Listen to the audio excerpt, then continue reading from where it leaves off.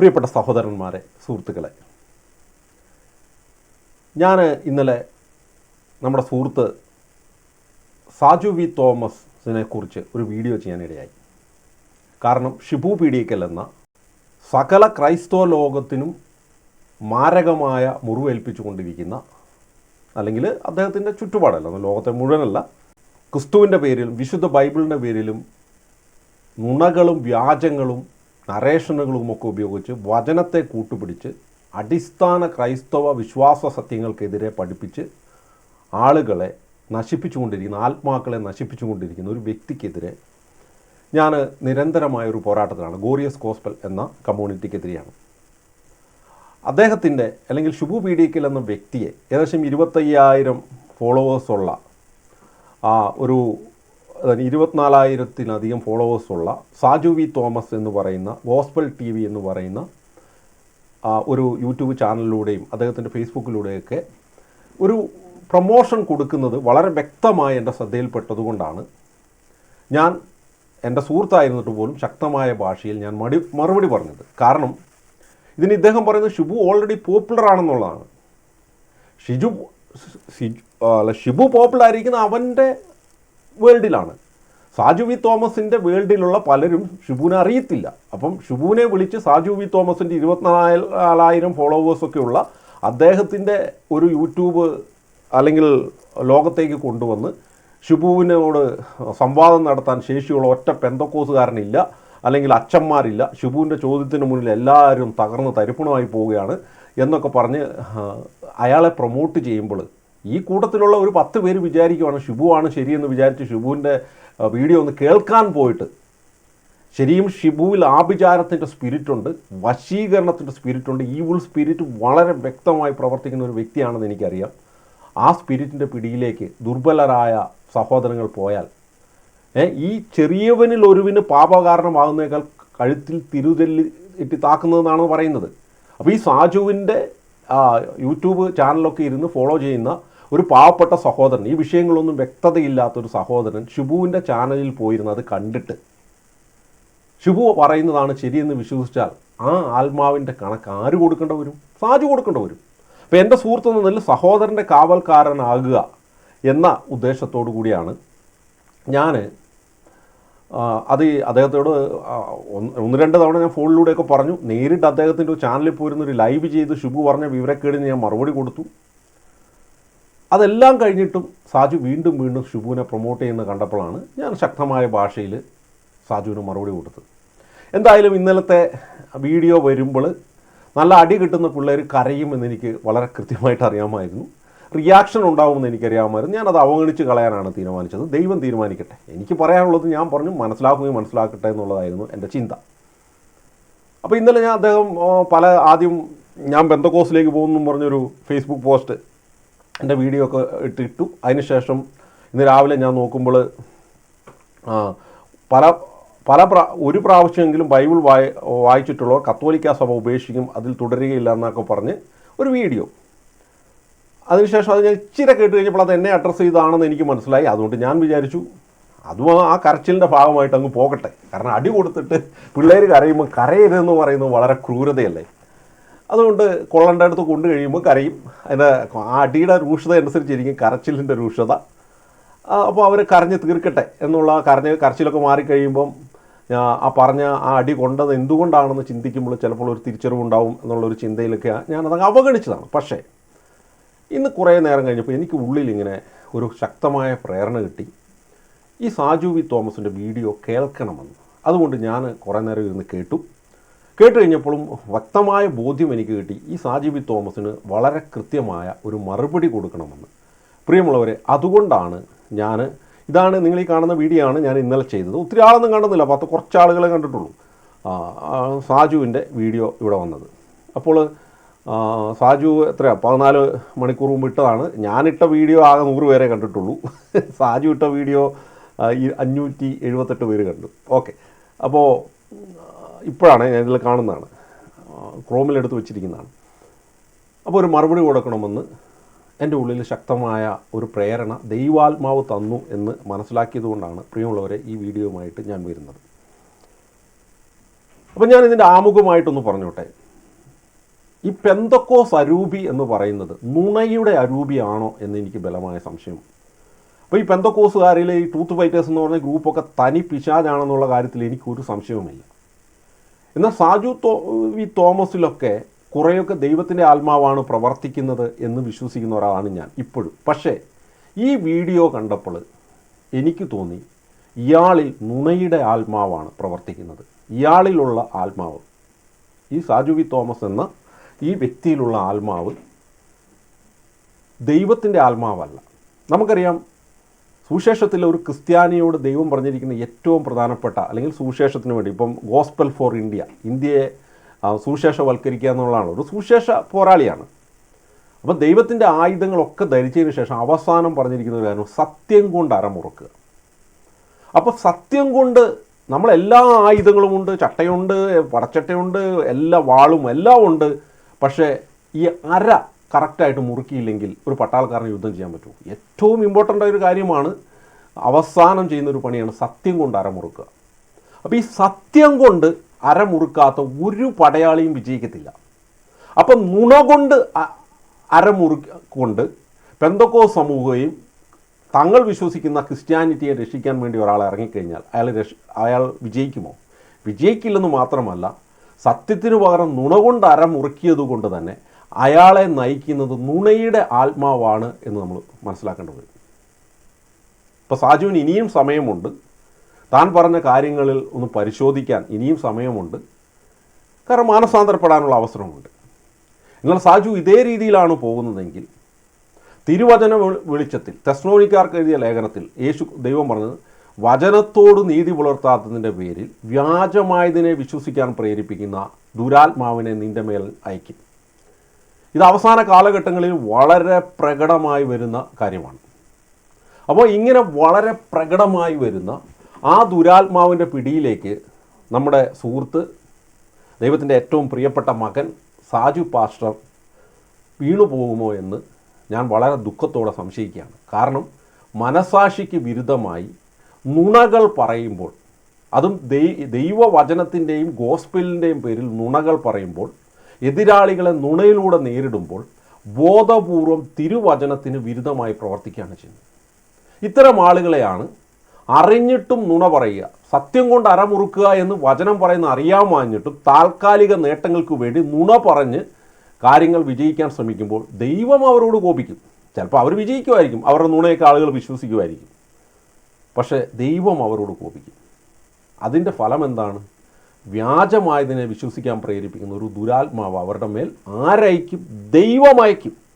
അങ്ങനെ ദൈവകോപത്തിന് ഇരയായാൽ പിന്നെ അവനെ രക്ഷിക്കുക അസാധ്യമാണ്. നമുക്ക് അവന് വേണ്ടി കരുണയ്ക്ക് വേണ്ടി പ്രാർത്ഥിക്കാം. സാജു പാസ്റ്ററിനോട് കരുണയായിരിക്കണമേ എന്ന് ദൈവത്തോട് നമുക്ക് പ്രാർത്ഥിക്കാം. വിശുദ്ധ ഫൗസ്റ്റീന പുണ്യവതിന് ഇപ്പം ഞങ്ങളുടെ ദേവത സാജു പാസ്റ്റർ പറഞ്ഞാണ് കത്തോലിക്കരുടെ ദേവതയാണ് വിശുദ്ധ. അപ്പം വിശുദ്ധ ഫൗസ്റ്റീന ദേവതയോട് മധ്യസ്ഥയിൽ പ്രാർത്ഥിക്കാം. അപ്പോൾ പ്രിയമുള്ളവരെ, നമുക്ക് ഈ വിഷയത്തിലേക്ക് നമുക്കൊന്ന് കിടക്കാം. ഇത് ഈ സാജു പാസ്റ്ററിൻ്റെ വീഡിയോ ഡൗൺലോഡ് ചെയ്ത് ഞാൻ എഡിറ്ററിൽ ഇട്ടതാണ് നിങ്ങളിവിടെ കാണുന്നത്. അപ്പോൾ നമുക്ക് ഓരോന്നോരോന്നായിട്ട് കുറച്ച് ഭാഗങ്ങൾ നിങ്ങളെ കേൾപ്പിക്കാനുണ്ട്. കുറേ കാര്യങ്ങളൊക്കെ പുള്ളി പറയുന്നുണ്ട്, അതിലൊരു വളരെ പ്രസക്തമായ ചില ഭാഗങ്ങൾ മാത്രം ഞാനൊന്ന് ആദ്യം കേൾപ്പിക്കുകയാണ്. എന്നിട്ട് അതിൻ്റെ വെളിച്ചത്തിൽ നമുക്കൊന്ന് പരിശോധിക്കാം. ഓക്കെ. എനിക്ക് ടിസൺ ബ്രദറിനോട് ചോദിക്കാനുള്ളൊരു ചോദ്യം ഇതാണ്. സുഹൃത്തെ, താങ്കൾ നിൽക്കുന്ന കത്തോലിക്ക സഭ, ആ കത്തോലിക്ക സഭയ്ക്ക് ക്രിസ്തീയ വിശ്വാസം ഇല്ല എന്ന് താങ്കൾക്ക് കൃത്യമായിട്ട് അറിയാം. പ്രിയമുള്ളവരെ, ഇതെങ്ങനെയാണ് പുള്ളിക്ക് പറയാൻ പറ്റുന്നത്? ഇതാണ് ഒന്നാമത്തെ ഏറ്റവും വലിയ നുണ. കത്തോലിക്ക സഭയ്ക്ക് ക്രിസ്തീയ വിശ്വാസമില്ല എന്ന് എനിക്ക് കൃത്യമായിട്ട് അറിയാമെന്നാണ് ഈ സാജു പാസ്റ്റർ പറയുന്നത്. കേരളത്തിലെ സകല പെന്തക്കോസ് ബ്രദറൻ സമൂഹത്തിലെ സകല വ്യക്തികളെയും ഈ സാജു പാസ്റ്ററിനെ അടക്കം ഞാൻ നിരന്തരമായി സംവാദത്തിന് വെല്ലുവിളിച്ചുകൊണ്ടിരിക്കുകയാണ്. ഈ സംവാദത്തും സ്ട്രക്ചേർഡ് സംവാദമാണ്. കൃത്യമായ നിയമാവലികളിലൂടെ വിഷയാവതരണം നടത്തിക്കൊണ്ട് ഉള്ള സംവാദമാണ്. ഈ സംവാദത്തിൽ നിന്ന് ഒഴിഞ്ഞു മാറുവാനായിട്ട് ഈ സാജു തന്നെ മറ്റൊരു വലിയ നുണ പറയുന്നുണ്ട്. ആ നുണ സത്യമാണെന്ന് സാജു പറഞ്ഞത് നുണയല്ല സത്യമാണെന്ന് തെളിയിക്കുവാണെങ്കിൽ ഇതാ ഈ സാജു പാഷന് ഞാൻ 5 ലക്ഷം രൂപ ഓഫർ ചെയ്യുകയാണ്. 5 ലക്ഷം രൂപ. ഇതുപോലെ കല്ലുവച്ച നുണകൾ സാജു പാസ്റ്ററെ പറയരുത്. അത് നമുക്ക് ആ വിഷയം ആ ക്ലിപ്പിലേക്ക് വരുമ്പോൾ ഞാൻ നിങ്ങളെ കേൾപ്പിച്ചു തരാം. ഇവിടെ കത്തോലിക്ക സഭയെ ഞാൻ എന്താണ് സംവാദത്തിന് വെല്ലുവിളിച്ചിരിക്കുന്നത്? ആകെ വന്നത് ലോറസ് യോഹന്നാൻ പാസ്റ്റർ മാത്രമാണ്. 1-2 തവണ സംവാദം നടത്തിയപ്പോഴത്തേനും അദ്ദേഹത്തിൽ നിന്ന് വന്ന പല ആശയങ്ങളും ക്രൈസ്തവ ലോകം പോലും തള്ളിക്കളഞ്ഞ ആശയങ്ങളായതുകൊണ്ടാണ് ഞാൻ പിന്നെ അതിനെ എന്താണ് ആദവും അവ്വയെയും പാപം ചെയ്യുന്നതിന് മുമ്പ് പോലും ദൈവം മരണമുള്ളവരായിട്ടായിരുന്നു സൃഷ്ടിച്ചിരുന്നതെന്നൊക്കെ പറയുന്ന കാര്യം ക്രൈസ്തവ ലോകം പോലും തള്ളിക്കളഞ്ഞാണ്. ചിലപ്പം ഒരു 100% ക്രൈസ്തവരെ എടുത്തു കഴിഞ്ഞാൽ 1% ചിലപ്പോൾ അങ്ങനത്തെ ഹെരറ്റിക് വിശ്വാസമൊക്കെ വിശ്വസിക്കുന്നുണ്ടാവും. അവസാന സംവാദം ജയിക്കാൻ വേണ്ടി ലോറൻസ് പാസ്റ്റർ പറഞ്ഞത് ആദവും അവ്വയും പാപം ചെയ്യുന്നതിന് മുമ്പും ഭൗതികമായി മരിക്കുമായിരുന്നെന്നാണ്. അതുകൊണ്ടാണ് അദ്ദേഹം ഈ ഒരു സംവാദത്തിന് വേണ്ടത്ര എഫിഷ്യൻ്റ് അല്ല എന്ന് തോന്നിയത് കൊണ്ടാണ് ഞാൻ പിന്നെ അതിലത്ര പ്രോത്സാഹിപ്പിക്കുക. തുറന്നു പറയാമല്ലോ. എന്നാൽ ഉത്തരവാദിത്തപ്പെട്ട ഏതൊരു പെന്തക്കോസ് ബ്രദറൻകാർ വന്നാലും ഇത് വൺ സൈഡ് സംവാദമാണ്. കത്തോലിക്ക വിശ്വാസം ഏതെങ്കിലും ഒരു കാര്യം വിശുദ്ധ ബൈബിളിന് ഇവരുടെ കയ്യിലിരിക്കുന്ന വിശുദ്ധ ബൈബിളിന് വിരുദ്ധമാണ് എന്ന് തെളിയിക്കാൻ കപ്പാസിറ്റിയുള്ള ആർക്കും വരാം. ഈ സംവാദത്തിൽ ഞാൻ ഒരിക്കലും പിൻവാങ്ങിയിട്ടില്ല. ഈ സാജുവിനെ ഞാൻ വെല്ലുവിളിക്കുകയാണ്. പലതവണ പുള്ളിയോട് പറഞ്ഞു ചെയ്യാമെന്ന് പറഞ്ഞല്ലാതെ പുള്ളി ഇങ്ങോട്ട് വെല്ലുവിളിക്കും, ഇങ്ങോട്ട് വരണ്ടേ, ഇനിഷ്യേറ്റീവ് എടുത്ത് വന്നിട്ടില്ല. എന്നിട്ട് സാജുവായിട്ട് ഞാനൊരു സംവാദമൊരു വിഗ്രഹ ആരാധനയെക്കുറിച്ച് ഡിസ്കഷൻ നടത്തി. അതിൽ പോലും സ്കിപ്പ് ചെയ്ത് പോകുന്നതല്ലാതെ ഞാൻ ചോദിച്ച ചോദ്യങ്ങൾക്ക് വ്യക്തമായ ഉത്തരം പറയാതെ ഒഴിഞ്ഞു മാറുകയാണ് ചെയ്തത്. സാജു, ഇനിയും താങ്കൾക്ക് ഈ വെല്ലുവിളി, കത്തോലിക്ക സഭ വൺ സൈഡാണ്. നിങ്ങളെപ്പോലെ ചുമ്മാ നുണ പറഞ്ഞ് വ്യാജം പറഞ്ഞ് നടക്കുകയല്ല, വൺ സൈഡാണ്. വൺ സൈഡ് പ്രത്യേകം ശ്രദ്ധിക്കണം. കത്തോലിക്ക സഭയുടെ ഏതെങ്കിലും ഒരു വിശ്വാസം, കൃത്യമായി വിശ്വാസത്തിൽ അധിഷ്ഠിതമായ ഒരു കാര്യം ബൈബിൾ വിരുദ്ധമാണെന്നും ക്രിസ്തുവിൻ്റെ സുവിശേഷത്തിന് വിരുദ്ധമാണെന്നും നിങ്ങളുടെ കയ്യിലിരിക്കുന്ന സത്യവേദ പുസ്തകത്തിൽ, എൻ്റെ ട്രാൻസ്ലേഷൻ എററുകൾ നമ്മൾ കണക്കിലെടുക്കും, അല്ലാതെയുള്ള ശരിയായ സുവിശേഷത്തിൽ പുതിയ നിയമത്തിന് വിരുദ്ധമാണ് എന്ന് തെളിയിക്കാൻ നട്ടലുള്ള താങ്കളെ പോലെയുള്ള സകല പെന്തക്കോസ് ബ്രദറന്മാരെയും ഒരു സാധാരണ കത്തോലിക്ക വിശ്വാസി എന്ന നിലയിൽ സ്ട്രക്ചേർഡ് സംവാദത്തിന് ഗൂഗിൾ മീറ്റിലൂടെയോ അല്ലെങ്കിൽ സൂമിലൂടെയോ സംവാദത്തിന് ഞാൻ വെല്ലുവിളിക്കുകയാണ്. സ്ട്രക്ചേർഡ് സംവാദം എന്ന് പറഞ്ഞാൽ താങ്കൾക്കറിയാലോ. അപ്പോൾ താങ്കളോട് എനിക്ക് പറയാനുള്ളത്, എൻ്റെ മനസാക്ഷിയെ വഞ്ചിച്ചുകൊണ്ട് ഞാനൊരു പ്രവൃത്തി ചെയ്യത്തില്ല. നിങ്ങൾ ചെയ്യുമായിരിക്കും. ഷുബു പീഡിയക്കലിൻ്റെ മനസാക്ഷിയിൽ ഷുബു പറയുന്നത് മനസാക്ഷിയിൽ നിന്നുകൊണ്ട് ഷുബുവിന് സത്യമറിയാം, പെന്തക്കോസ് വിശ്വാസമാണ് ശരിയെന്നറിയാം.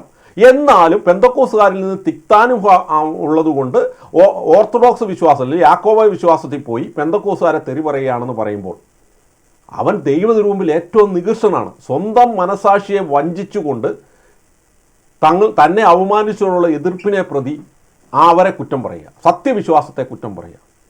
എടോ, ഷിബുവിന് 25 വർഷത്തെ ജീവിതത്തിൽ പെന്തക്കോസ് വിശ്വാസം ശുദ്ധ വിവരക്കേടാണ് എന്ന് ബോധ്യം വന്നിട്ടായിരിക്കും ഷിബു പോയിട്ടുണ്ടാകുക. അപ്പോൾ നിങ്ങളൊരു കള്ളനെയാണോ പ്രൊമോട്ട് ചെയ്യുന്നത്? സത്യവിശ്വാസം എന്താണെന്ന് അറിഞ്ഞിട്ടും ആ വിശ്വാസത്തെ ഫോളോ ചെയ്യുന്നവരെ തള്ളിപ്പറഞ്ഞുകൊണ്ട് വ്യക്തിപരമായ ദുരനുഭവത്തിൻ്റെ പേരിൽ തെരു പറയുക. താങ്കൾ ഏത് അവസ്ഥയിലാണ് നിൽക്കുന്നതെന്ന് താങ്കൾക്ക് പരിശോധിക്കുക. എനിക്കൊന്നും എൻ്റെ സുഹൃത്താണ്, ഒരു സഹോദരൻ എന്ന നിലയിൽ താങ്കളെ അറിയിക്കുക എന്നത് മാത്രമേ ഉള്ളൂ. അതുകൊണ്ട് എൻ്റെ മനസാക്ഷിക്ക് വിരുദ്ധമഞ്ഞ് എന്ന് കത്തോലിക്ക വിശ്വാസം തെറ്റാണ് എന്ന് എനിക്ക് ബോധ്യം വന്നാൽ അന്ന് ഞാൻ കത്തോലിക്ക സഭയെ വിടും. ഇന്ന് എൻ്റെ കത്തോലിക്ക വിശ്വാസത്തെ ചലഞ്ച് ചെയ്യാൻ കപ്പാസിറ്റിയുള്ള ഒരൊറ്റ പെന്തക്കോസ് അനിൽ കൊടിത്തോട്ടം തൊട്ട് അനീഷ് കാവാലൻ തൊട്ട് ഇന്ന് കേരളത്തിലുള്ള ഒരു മലയാളി പെന്തക്കോസ് ബ്രദറുകാരും ജനിച്ചിട്ടില്ല എന്ന് ഞാനിവിടെ ഡിക്ലെയർ ചെയ്യുവാണ്. ധൈര്യം ഉണ്ടെങ്കിൽ കൊണ്ടുപോവാ, നമുക്ക് നടത്താന്നേ സ്ട്രക്ചേർഡ് ഡിബേറ്റ്. ഇനി താൻ എന്തിനാണ് ഇതുപോലത്തെ നുണ പറയുന്നത്? ഇതൊന്ന് കേട്ടോ, പ്രിയമുള്ള സഹോദരങ്ങളെ, ഇതൊന്ന് കേട്ടോ. അപ്പോസ്തലന്മാർ പഠിപ്പിച്ച ഒരു കാര്യമെങ്കിലും ഈ കത്തോലിക്ക സഭ തീർച്ചയായിട്ടും കൊണ്ടുപോകുന്നുണ്ടെങ്കിൽ ടീസൺ ബ്രദറിന് പറയാം. പിന്നെ ഒരു സംവാദത്തിൽ നമ്മൾ വന്നിരിക്കുമ്പോൾ അവിടെ കിടന്ന് ദേഷ്യപ്പെട്ട് അലറിക്കൂവി വയലൻ്റായി പ്രഷർ കൂട്ടിയതുകൊണ്ട് കാര്യമില്ല. കാര്യം ചോദിക്കുന്ന കാര്യം കൃത്യമായി തന്നെ പറയണം. സാജു എനിക്ക് താങ്കളോട് പറയാനുള്ളത്, ഞാൻ ഒത്തിരി സംവാദങ്ങൾ നടത്തിയില്ലെങ്കിലും പല സംവാദങ്ങൾ നടത്തിയിട്ടുണ്ട്. എൻ്റെ സംവാദങ്ങളെല്ലാം ഒരെണ്ണം ഒഴിച്ച് ഒരു ടെക്നിക്കൽ അറിവാണ് എല്ലാം എൻ്റെ യൂട്യൂബ് ചാനലിൽ ഞാൻ എഡിറ്റ് ചെയ്ത് ലൈവായി അപ്ലോഡ് ചെയ്തിട്ടുണ്ട്. ഏതെങ്കിലും ഒരു സ്ട്രക്ചേർഡ് സംവാദത്തിൽ പ്രഷർ കൂട്ടുകയോ ഞാൻ എന്തെങ്കിലും പ്രശ്നമുണ്ടാക്കി ആ സംവാദം ഉഴപ്പിത്തിരിഞ്ഞു പോയെന്ന് കാണിച്ചു തരാൻ പറ്റും. ഉണ്ടായിട്ടുണ്ട് ഒരു തവണ. അത് ഞാൻ പ്രതിഷേധിച്ചിട്ടുണ്ട്. എന്താണ് ആ സംവാദ നിയമത്തിൽ ഷിബു പീഡിയക്കൽ എന്ന താങ്കൾ പരോക്ഷമായിട്ട് സപ്പോർട്ട് ചെയ്യുന്ന വലിയ പണ്ഡിതൻ വെറും വിഡ്ഢിക്കോമരമാണ്. കോൺസ്പെറസികളും വ്യാജങ്ങളും നുണകളും പറയുന്നവനല്ലാതെ ഒരു സാധാരണ കത്തോലിക്ക വിശ്വാസിയുടെ ആർഗ്യുമെൻറ്റിന് മുന്നിൽ പോലും പിടിച്ചു നിൽക്കാൻ പറ്റാത്ത നുണകൾ കൊണ്ട് ആളുകളെ പറ്റിക്കുന്ന ഷിബു പീഡിയക്കൽ വലിയ പണ്ഡിതനും ജ്ഞാനിയുമാണെന്നൊക്കെ പറഞ്ഞ് നടക്കുന്ന താങ്കൾ പ്രൊമോട്ട് ചെയ്യുന്ന ഷിബു പീഡിയക്കലുമായുള്ള സംവാദ നിയമത്തിലെ ഒന്നാമത്തെ നിയമമായിരുന്നു വിശുദ്ധ വേദ പുസ്തകത്തിൽ നിന്നും മാത്രമേ റഫറൻസുകൾ പറയാൻ പാടുള്ളായിരുന്നു. എന്നാൽ 20 മിനിറ്റ് സംവാദത്തിൽ അവൻ 18 മിനിറ്റും പറഞ്ഞത് കുറേ കോൺസ്പിറസി തിയറികളും വ്യാജങ്ങളും ബൈബിളിന് പുറത്തുള്ള കാര്യങ്ങളുമായിരുന്നു. ആ സമയത്ത് ഞാൻ വിഷയാവതരണം കഴിഞ്ഞിട്ട് ഞാൻ മോഡറേറ്റർമാരോട് പറഞ്ഞു, ഇത് ശരിയല്ല, സംവാദ നിയമങ്ങൾ ലംഘിച്ചിരിക്കുന്നു. അത് എനിക്ക് പറയാനുള്ള റൈറ്റുണ്ട്. എന്നിട്ടും ആ സംവാദം കണ്ടിന്യൂ ചെയ്തു. എന്നല്ലാതെ പിന്നെ ഒരു തവണ ചോദ്യം ചോദിക്കാൻ വന്ന വ്യക്തിയെ, സംവാദമെല്ലാം കഴിഞ്ഞ് ചോദ്യോത്തര വേളയിൽ ചോദ്യം ചോദിക്കാൻ വന്ന വ്യക്തിയെ ഒരു യുക്തിവാദി അമ്മയ്ക്കും അപ്പനും വിളിച്ചപ്പോൾ ഞാൻ ആ റൂം അവസാനിപ്പിച്ചു. 2 പേരെ താഴോട്ടിട്ടു, റൂം എൻഡ് ചെയ്തു. പിന്നെ സംവാദം കണ്ടിന്യൂ ചെയ്തില്ല. അത് എന്നെ വിളിച്ചിട്ടല്ല, സ്പീക്കേഴ്സ് പാനലിൽ ഗസ്റ്റായി വന്നിരുന്ന് അവൻ അവകാശപ്പെട്ട ചോദ്യം ചോദിക്കാൻ വന്നപ്പോൾ ആണ്. അതേ വ്യക്തികൾ തന്നെ മോഡറേറ്റർമാർ സംവാദ നിയമങ്ങളിൽ വെച്ച് മോഡറേറ്റർമാർ വ്യാജം പ്രവർത്തിച്ചപ്പോൾ ഞാനൊന്ന് ചോദ്യം ചെയ്തിട്ടുണ്ട്. ഇതല്ലാതെ നേരും നിറയ്ക്കും നിരക്കാതെ താങ്കൾ ഈ പറയുന്ന ഏതെങ്കിലും ഒരു ശ്രമം തെളിയിച്ച് ഞാൻ ചെയ്തിട്ടുണ്ടെന്ന് ഈ 2 തവണയല്ലാതെ താങ്കൾക്ക് തെളിയിക്കുവാണെങ്കിൽ 5 ലക്ഷം രൂപ ഞാൻ താങ്കൾക്ക് ഓഫർ ചെയ്യും. ടിസൺ എന്ന് പറഞ്ഞ വ്യക്തിയുടെ സംവാദ വെളിയിൽ നിന്ന് ഒളിച്ചോടാൻ വേണ്ടി, ടിസൺ വളരെ ഇമോഷണലാണ്, ടിസണുമായിട്ട് സംവാദം നടന്നിട്ടില്ല, അതാക്കും, ഒച്ചപ്പാടാക്കും, ബഹളമാക്കും പറഞ്ഞ് കല്ലുവച്ച നുണ പറഞ്ഞ് സംവാദത്തിൽ നിന്ന് ഓടി രക്ഷപ്പെടാൻ മാത്രമേ ഈ പെന്തക്കോസ് സമൂഹത്തിലെ കിഴങ്ങന്മാർക്ക് നട്ടലിൻ്റെ സ്ഥാനത്ത് വ്യാജം പറഞ്ഞ് തിരുവചനത്തെ വ്യഭിചരിച്ച് വിശ്വാസികളെ പറ്റിച്ച് ജീവിക്കുന്ന ഈ പെന്തക്കോസ് പാസ്റ്റർമാർക്ക് കഴിയുമോ എന്ന് സാജു വി തോമസ് താങ്കളോട് ചോദിക്കുകയാണ്. അതല്ല, താങ്കൾക്ക് നട്ടലുണ്ടെങ്കിൽ താങ്കൾ വാ, സ്ട്രക്ചേർഡ് ഡിബേറ്റിന് വാ. താങ്കളുമായിട്ട് ഞാൻ ഓൾറെഡി തന്നെ വിഗ്രഹാരാധനയെക്കുറിച്ചൊരു സൗഹൃദ ഡിസ്കഷൻ നടത്തിയിരുന്നു. അതൊന്നും താങ്കളെടുത്ത് കേട്ടു നോക്കുക. എൻ്റെ ചോദ്യങ്ങൾക്ക് താങ്കൾ ഉത്തരം പറഞ്ഞിട്ടുണ്ടോ? സ്കിപ്പ് ചെയ്ത് കളിക്കുകയും തികച്ചും വ്യാജമായ ചില കാര്യങ്ങൾ കത്തോലിക്ക സഭയ്ക്കെതിരെ പറഞ്ഞതല്ലാതെ. ഇതാ താങ്കൾക്ക് 5 ലക്ഷം രൂപ ഞാൻ ഓഫർ ചെയ്തിരിക്കുന്നു. ഇനി നമുക്ക് പ്രിയപ്പെട്ട സഹോദരന്മാരെ, അപ്പോൾ എനിക്ക് വളരെ വിഷമമുണ്ട് പ്രിയപ്പെട്ട സഹോദരങ്ങളെ. ഈ പെന്തക്കോസ് അരൂപി തന്നെ, അല്ലെങ്കിൽ കത്തോലിക്ക സഭ എല്ലാ പെന്തക്കോസുകാരെയും അങ്ങനെയല്ല കാണുന്നത്. പക്ഷേ ഈ കേരളത്തിലുള്ള മലയാളി പെന്തക്കോസുകാരുടെ അരൂപി തന്നെ നുണയുടെ അരൂപിയായ സാത്താനാണോ? പരിശുദ്ധാത്മ അഭിഷേകം എന്ന് പറഞ്ഞ് ഇവർ ഭാഷാവരത്തിൽ സ്തുതിക്കുന്നത് സാത്താൻ കൊടുക്കുന്ന വ്യാജ ഭാഷാവരത്തിലാണോ? രോഗശാന്തി എന്നൊക്കെ പറഞ്ഞ് ഇവർ രോഗശാന്തി നൽകുന്നത് സാത്താൻ നൽകുന്ന വ്യാജ രോഗശാന്തികളാണോ? കാരണം മോശയുടെ വടി ദൈവം പാമ്പാക്കിയപ്പോൾ ഈജിപ്തിലെ മന്ത്രവാദികളുടെ വടിയും സാത്താൻ പാമ്പാക്കിയിരുന്നു, ചെറിയ. അപ്പം ഇതൊക്കെ നമ്മൾ സംശയിക്കേണ്ടിയിരിക്കുന്നു. ഇത്രയും ഞാൻ വിചാരിച്ചിരുന്നത് പെന്തക്കോസ് സമൂഹത്തിലും കുറേയൊക്കെ ദൈവത്തെ സ്നേഹിക്കുകയും പരിശുദ്ധാത്മാവിനാൽ നയിക്കപ്പെടുന്ന ആളുകൾ ഉണ്ടെന്നാണ്. പക്ഷേ ഈ സാജുവിൽ നിന്നൊക്കെ ഇതുപോലെയുള്ള നുണകളൊക്കെ വരുമ്പോൾ നമ്മൾ അതിന് റെനി കുരിശുമൂട്ടിൽ എന്ന് പറഞ്ഞ മാസ്റ്റർ എന്ന് പറയുന്ന വ്യക്തി എത്രയോ വളരെ നല്ലവനായൊരു പെന്തക്കോസുകാരൻ ഞങ്ങൾ വിശ്വസിച്ചിരുന്നതാണ്. ഇന്ന് ഏറ്റവും വലിയ തെറിയൻ, ഏറ്റവും വലിയ വൃത്തികെട്ടവൻ ഷിബു പീഡിയക്കലിൻ്റെ ഏറ്റവും വലിയ തെറിയൻ എന്ന് പറഞ്ഞാൽ മാസ്റ്റർ അങ്ങനെ പച്ച തെറിയൊന്നും പറയില്ല, പക്ഷെ വളരെ വൃത്തികെട്ട രീതിയിൽ കത്തോലിക്ക സഭ സംസാരിക്കുക. അതിനേക്കാൾ ഒരു ഷിബു പീഡിയക്കലിനെ വെളുപ്പിക്കുന്നവനാണ്. യഹോവ പിശാചാണെന്ന് പറഞ്ഞ് നമുക്ക് ആശയപരമായിട്ട് അതിൻ്റെ ആഴത്തിൽ മനസ്സിലാക്കാൻ പറ്റാത്തതുകൊണ്ടാണെന്നൊക്കെ പറഞ്ഞ് വെളുപ്പിക്കുന്ന ഒരു ആളാണ് ചങ്ങനാശ്ശേരിക്കാരനായ റെനി കുരിശുമുള്ള 6-7 പെന്തക്കോസ് ചർച്ച് നടത്തുന്ന പാസ്റ്റർ. പക്ഷെ മാസ്റ്റർ എന്നാണ് ഗ്ലബോസിൽ പറയുന്നത്. അപ്പോൾ തുടർന്ന് നമുക്ക് കുറച്ച് ക്ലിപ്പുകൾ കേൾക്കാം. എന്ന് പറഞ്ഞുകൊണ്ട് ഷിബു പീഡിയക്കൽ സംസാരിക്കുന്ന പ്രധാനപ്പെട്ട കാരണം അദ്ദേഹം ഓർത്തഡോക്സ് വിശ്വാസത്തിൽ നിൽക്കുന്നത് കൊണ്ടാണ് എന്നാണ് ഞാൻ പറഞ്ഞത്. അല്ലാതെ അദ്ദേഹത്തിന് സത്യം അറിയത്തില്ലാത്തത് കൊണ്ടല്ല. ഇതുതന്നെ പ്രിയമുള്ളവരെ, ഇത് തന്നെ ഏറ്റവും വലിയ തട്ടിപ്പാണ്. അദ്ദേഹത്തിന് സത്യം അറിയാം. പെന്തക്കോസ് സഭയാണ് സത്യമെന്ന് അവർക്കറിയാം. പണ്ടിരുന്ന് 25 വർഷം ഇരുന്ന് സത്യം അറിയാം. പക്ഷേ പെന്തക്കോസ് സഭയിൽ നിന്ന് ഒരു റിയാക്ഷൻ ഉണ്ടായതുകൊണ്ട്, അല്ലെങ്കിൽ തിക്താനുഭവം ഉണ്ടായതുകൊണ്ട് ഓർത്തഡോക്സ് സഭയെ പോലും പെന്തക്കോസുകാരെ തെറി പറയുന്നു. അപ്പോൾ സത്യത്തോട് നീതി പുലർത്താതെ സത്യം വിശ്വസിക്കുന്നവരെ തെറി പറയുന്ന ഷിബു, എന്തൊരു ലോജിക്കാണ് നിങ്ങൾ ആലോചിച്ച് നോക്കി. അതിൽ നിന്ന് തന്നെ ഷിബു പെന്തക്കോസ് സഭയിൽ ഒരു യഥാർത്ഥ ക്രിസ്ത്യാനിയാകാൻ യോഗ്യനല്ല എന്നുള്ള തെളിവാണ്. പെന്തക്കോസ് സഭ സത്യമാണെന്ന് അറിയാമെങ്കിൽ ആ വിശ്വാസത്തെ തെറി പറയാൻ പാടില്ല. കാരണം അതാണല്ലോ സത്യം. പെന്തക്കോസ് പാസ്റ്റർമാരെ കണ്ടിട്ടാണ് ഒരു വിശ്വാസിയാകുന്നത്. സത്യത്തെ കണ്ടു. സത്യമായി നിങ്ങൾ യോഹന്നാന്റെ സുവിശേഷം 17-ാം അധ്യായത്തിൽ ഇവരെ സത്യത്തിൻ്റെ പൂർണ്ണതയിലേക്ക് നയിക്കണമെന്ന ക്രിസ്തുവിൻ്റെ അവസാനത്തെ പ്രാർത്ഥന. അപ്പോൾ സത്യം അറിയാവുന്ന ഒരാൾ സത്യത്തെ തെറി പറയാൻ പാടുണ്ടോ? അപ്പം ഓർത്തഡോക്സ് വിശ്വാസത്തിൽ നിൽക്കുന്നുണ്ട് എന്ന് പറഞ്ഞാൽ സത്യമറിയാവുന്ന ഷിബു സത്യവിരുദ്ധമായ ഓർത്തഡോക്സ് വിശ്വാസത്തിൽ നിന്നുകൊണ്ട് സത്യമായ പെന്തക്കോസ് സഭയെ തെറി പറയുന്നു. ഇതൊക്കെ എന്ത് ലോജിക്കാണ് ഇയാൾ പറയുന്നത്? എൻ്റെ സാജു. എന്നിട്ട് എൻ്റെ വായിലേക്ക് നിങ്ങൾ ഈ കേൾക്കുന്ന വ്യാജം എന്ന് പറഞ്ഞാൽ എനിക്ക് സത്യം അറിയാം, കത്തോലിക്ക വിശ്വാസം തെറ്റാണെന്നറിയാം എന്നാണ് ഇയാൾ പറയുന്നത്. കത്തോലിക്ക വിശ്വാസം 100% സത്യമാണെന്നും എന്നെ ചലഞ്ച് ചെയ്യാൻ കപ്പാസിറ്റിയുള്ള ഒരു പെന്തക്കോസ് ബ്രദറൻകാർ ഈ കേരളത്തിൽ മലയാളിയുടെ ജനിച്ചിട്ടില്ല എന്ന് ഞാനിവിടെ പ്രഖ്യാപിക്കുകയാണ്. ഉണ്ടെങ്കിൽ കൊണ്ടുപോവാ, നമുക്കൊരു സംവാദ പരമ്പര അങ്ങ് നടത്തിയേക്കാം. ഓരോരോ വിഷയം ഇവിടെ തന്നെയൊക്കെ സംവാദത്തിന് വിളിക്കുന്നത് വൺ സൈഡ് സംവാദമാണ്. കത്തോലിക്ക വിശ്വാസത്തെ ചലഞ്ച് ചെയ്യാനാണ് വിളിക്കുന്നത്, അല്ലാതെ നിന്റെ വിശ്വാസം തെറ്റാണോ ശരിയാണോ എന്ന് പറയാനല്ല. വിശുദ്ധ ബൈബിൾ നിന്റെ കയ്യിലിരിക്കുന്ന സത്യവേദ പുസ്തകം, ട്രാൻസ്ലേഷൻ എറർ പ്രത്യേകം ശ്രദ്ധിക്കണം, സത്യവേദ പുസ്തകം വെച്ച് ഏതെങ്കിലും ഒരു കത്തോലിക്ക വിശ്വാസം തെറ്റാണെന്ന് തെളിയിക്കാൻ കപ്പാസിറ്റി ഉണ്ട് വാസാജു. നമുക്ക് തൻ്റെ ചാനലിൽ തന്നെ നിരവധി സംവാദങ്ങൾ അങ്ങ് നടത്തിയേക്കാം, സംവാദ പരമ്പര തന്നെ അങ്ങ് നടത്തിയേക്കാം. അല്ലാതെ ചുമ്മാ വിവരക്കേടുമായിട്ട് ഇങ്ങോട്ട് എഴുന്നള്ളരുത്. എനിക്കത്രേ പറയാനുള്ളൂ. ഇതാ കേട്ടോളൂ. ിക്കുമ്പോൾ എനിക്ക് ടിസൺ ബ്രദറിനോട് ചോദിക്കാനുള്ളൊരു ചോദ്യം ഇതാണ്. സുഹൃത്തെ, താങ്കൾ നിൽക്കുന്ന കത്തോലിക്ക സഭ, ആ കത്തോലിക്ക സഭയ്ക്ക് ക്രിസ്തീയ വിശ്വാസം ഇല്ല എന്ന് താങ്കൾക്ക് കൃത്യമായിട്ട് അറിയാം. കത്തോലിക്ക സഭ ഒരിക്കലും ക്രിസ്തീയ വിശ്വാസത്തിൻ്റെ അടിസ്ഥാനത്തിൽ മുമ്പോട്ട് പോകുന്ന സഭയല്ല എന്നും താങ്കൾക്കറിയാം.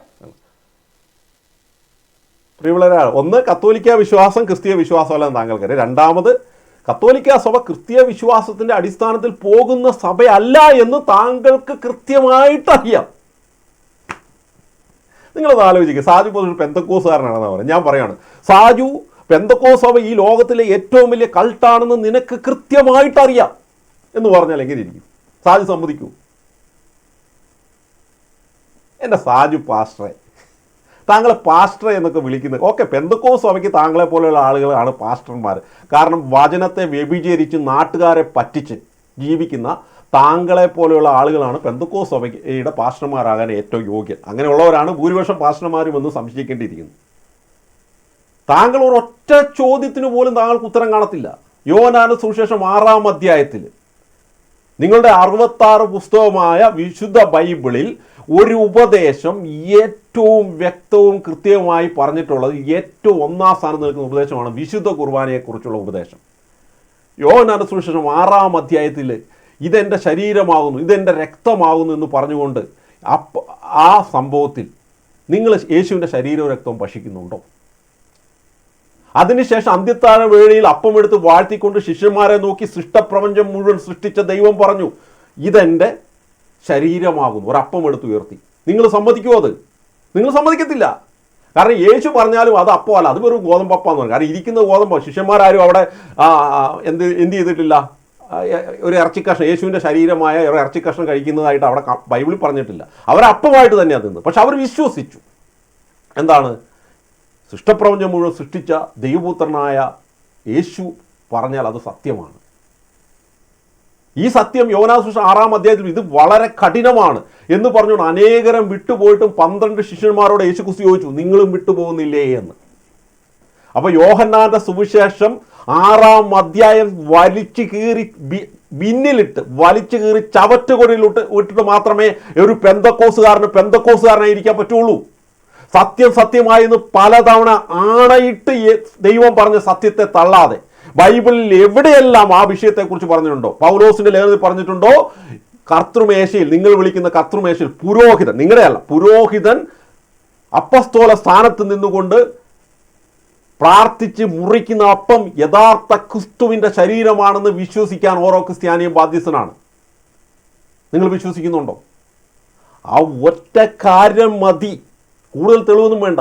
ആ ഒരു ഒറ്റ കാര്യം മതി പെന്തക്കോസ് വിശ്വാസം ഈ ലോകത്തിൽ വചനത്തെ വ്യഭിചരിക്കുന്ന, വചനത്തെ വളച്ചൊടിക്കുന്ന പൈശാചിക വിശ്വാസമാണെന്ന് പറയാൻ. ഇനിയുമുണ്ട് നിരവധി തെളിവുകൾ. അതുകൊണ്ട് എത്ര തെളിവ് വേണം നിങ്ങൾക്ക്? സംവാദത്തിന് തയ്യാറുണ്ടോ? വാ. കാരണം ഒരു ഹൈന്ദവ മതവും കത്തോലിക്ക മതവും തമ്മിൽ യാതൊരു വ്യത്യാസവും നമുക്ക് കാണാൻ കഴിയുന്നില്ല. എന്താണ്? 1-2 കാര്യങ്ങൾ പറയാം. എനിക്ക് ഹൈന്ദവ മതത്തെക്കുറിച്ച് പറയേണ്ട ആവശ്യമില്ല, ഇസ്ലാം മതത്തെക്കുറിച്ച് പറയേണ്ട ആവശ്യമില്ല. ഞാൻ ഉൾപ്പെട്ട് നിൽക്കുന്ന ക്രിസ്തീയ സമൂഹത്തെക്കുറിച്ചാണ് പറയുന്നത്. പക്ഷേ ഒന്ന് താരതമ്യം ചെയ്യുകയാണ്. എന്താണ് താരതമ്യം ചെയ്യുന്നത്? ഹൈന്ദവ വിശ്വാസത്തിൽ വിഗ്രഹാരാധനയുണ്ട്, അത് കത്തോലിക്ക സഭയിലുമുണ്ട്. സാജു, ഞങ്ങൾ ചെയ്യാത്തൊരു കാര്യം ഞങ്ങളുടെ വായിലേക്ക് തിരികി. താൻ തന്നെ പറഞ്ഞു, എൻ്റെ വായിലേക്ക് തിരുന്നുണ്ടല്ലോ, എനിക്ക് കത്തോലിക്ക വിശ്വാസം തെറ്റാണെന്ന് അറിയാം. 2 തവണയാണ് പുള്ളി പറഞ്ഞത്. അപ്പം ഇതാണ് ഏറ്റവും വലിയ കള്ളത്തരം. ആശയപരമായ സത്യസന്ധതയില്ല എന്നതിൻ്റെ ഏറ്റവും വലിയ തെളിവാണ്. എൻ്റെ വിശ്വാസം ഞാനാ പറയേണ്ടത്, അല്ലാതെ എൻ്റെ വിശ്വാസത്തിനെതിരായി ഞാൻ വിശ്വസിക്കാത്ത കാര്യം ഞാൻ വിശ്വസിക്കുന്നുണ്ടെന്ന് പറഞ്ഞ് എൻ്റെ മേൽ ആരോപിച്ച് പറയുക എന്ന് പറഞ്ഞാൽ ഈ വ്യക്തിയെ ഞാൻ നുണയുടെ ആത്മാവാണ് ഈ വ്യക്തിയിൽ നയിക്കുന്നതെന്നല്ല പറയുന്നത്. ഇനി കത്തോലിക്ക സഭ വിഗ്രഹാരാധന നടത്തുന്നുണ്ട്. ഈ നിങ്ങളുമായിട്ടൊരു ഡിസ്കഷൻ ഞാൻ നടത്തിയിട്ടുണ്ടല്ലോ, ഒരു സംവാദത്തിന് വാ. എൻ്റെ ചോദ്യങ്ങൾക്ക് മുന്നിൽ ഉത്തരം നിങ്ങൾക്ക് പറയാൻ കഴിഞ്ഞിട്ടുണ്ടോ? പ്രിയപ്പെട്ട സഹോദരന്മാരെ, ഈ സംവാദം ഈ ദിവസങ്ങളിൽ തന്നെ നടന്നൊരു സംവാദമാണ്. നമുക്ക് അന്ന് കാണാം. അതെവിടെയാണ്? എൻ്റെ ഈ ചാനലിൽ തന്നെ നടന്നൊരു സംവാദം. നമുക്കത് ഞാനൊന്ന് നോക്കട്ടെ.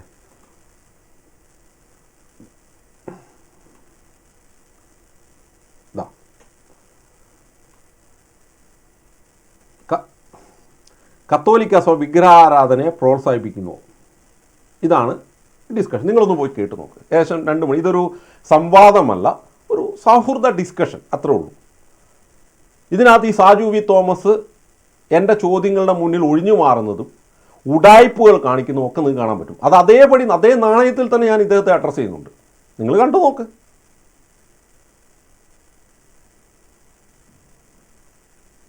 അതുകൊണ്ട് പ്രിയപ്പെട്ട സഹോദരന്മാരെ, ഈ വിഷയത്തെ ഞാൻ അഡ്രസ്സ് ചെയ്യാതിരുന്നിട്ടില്ല.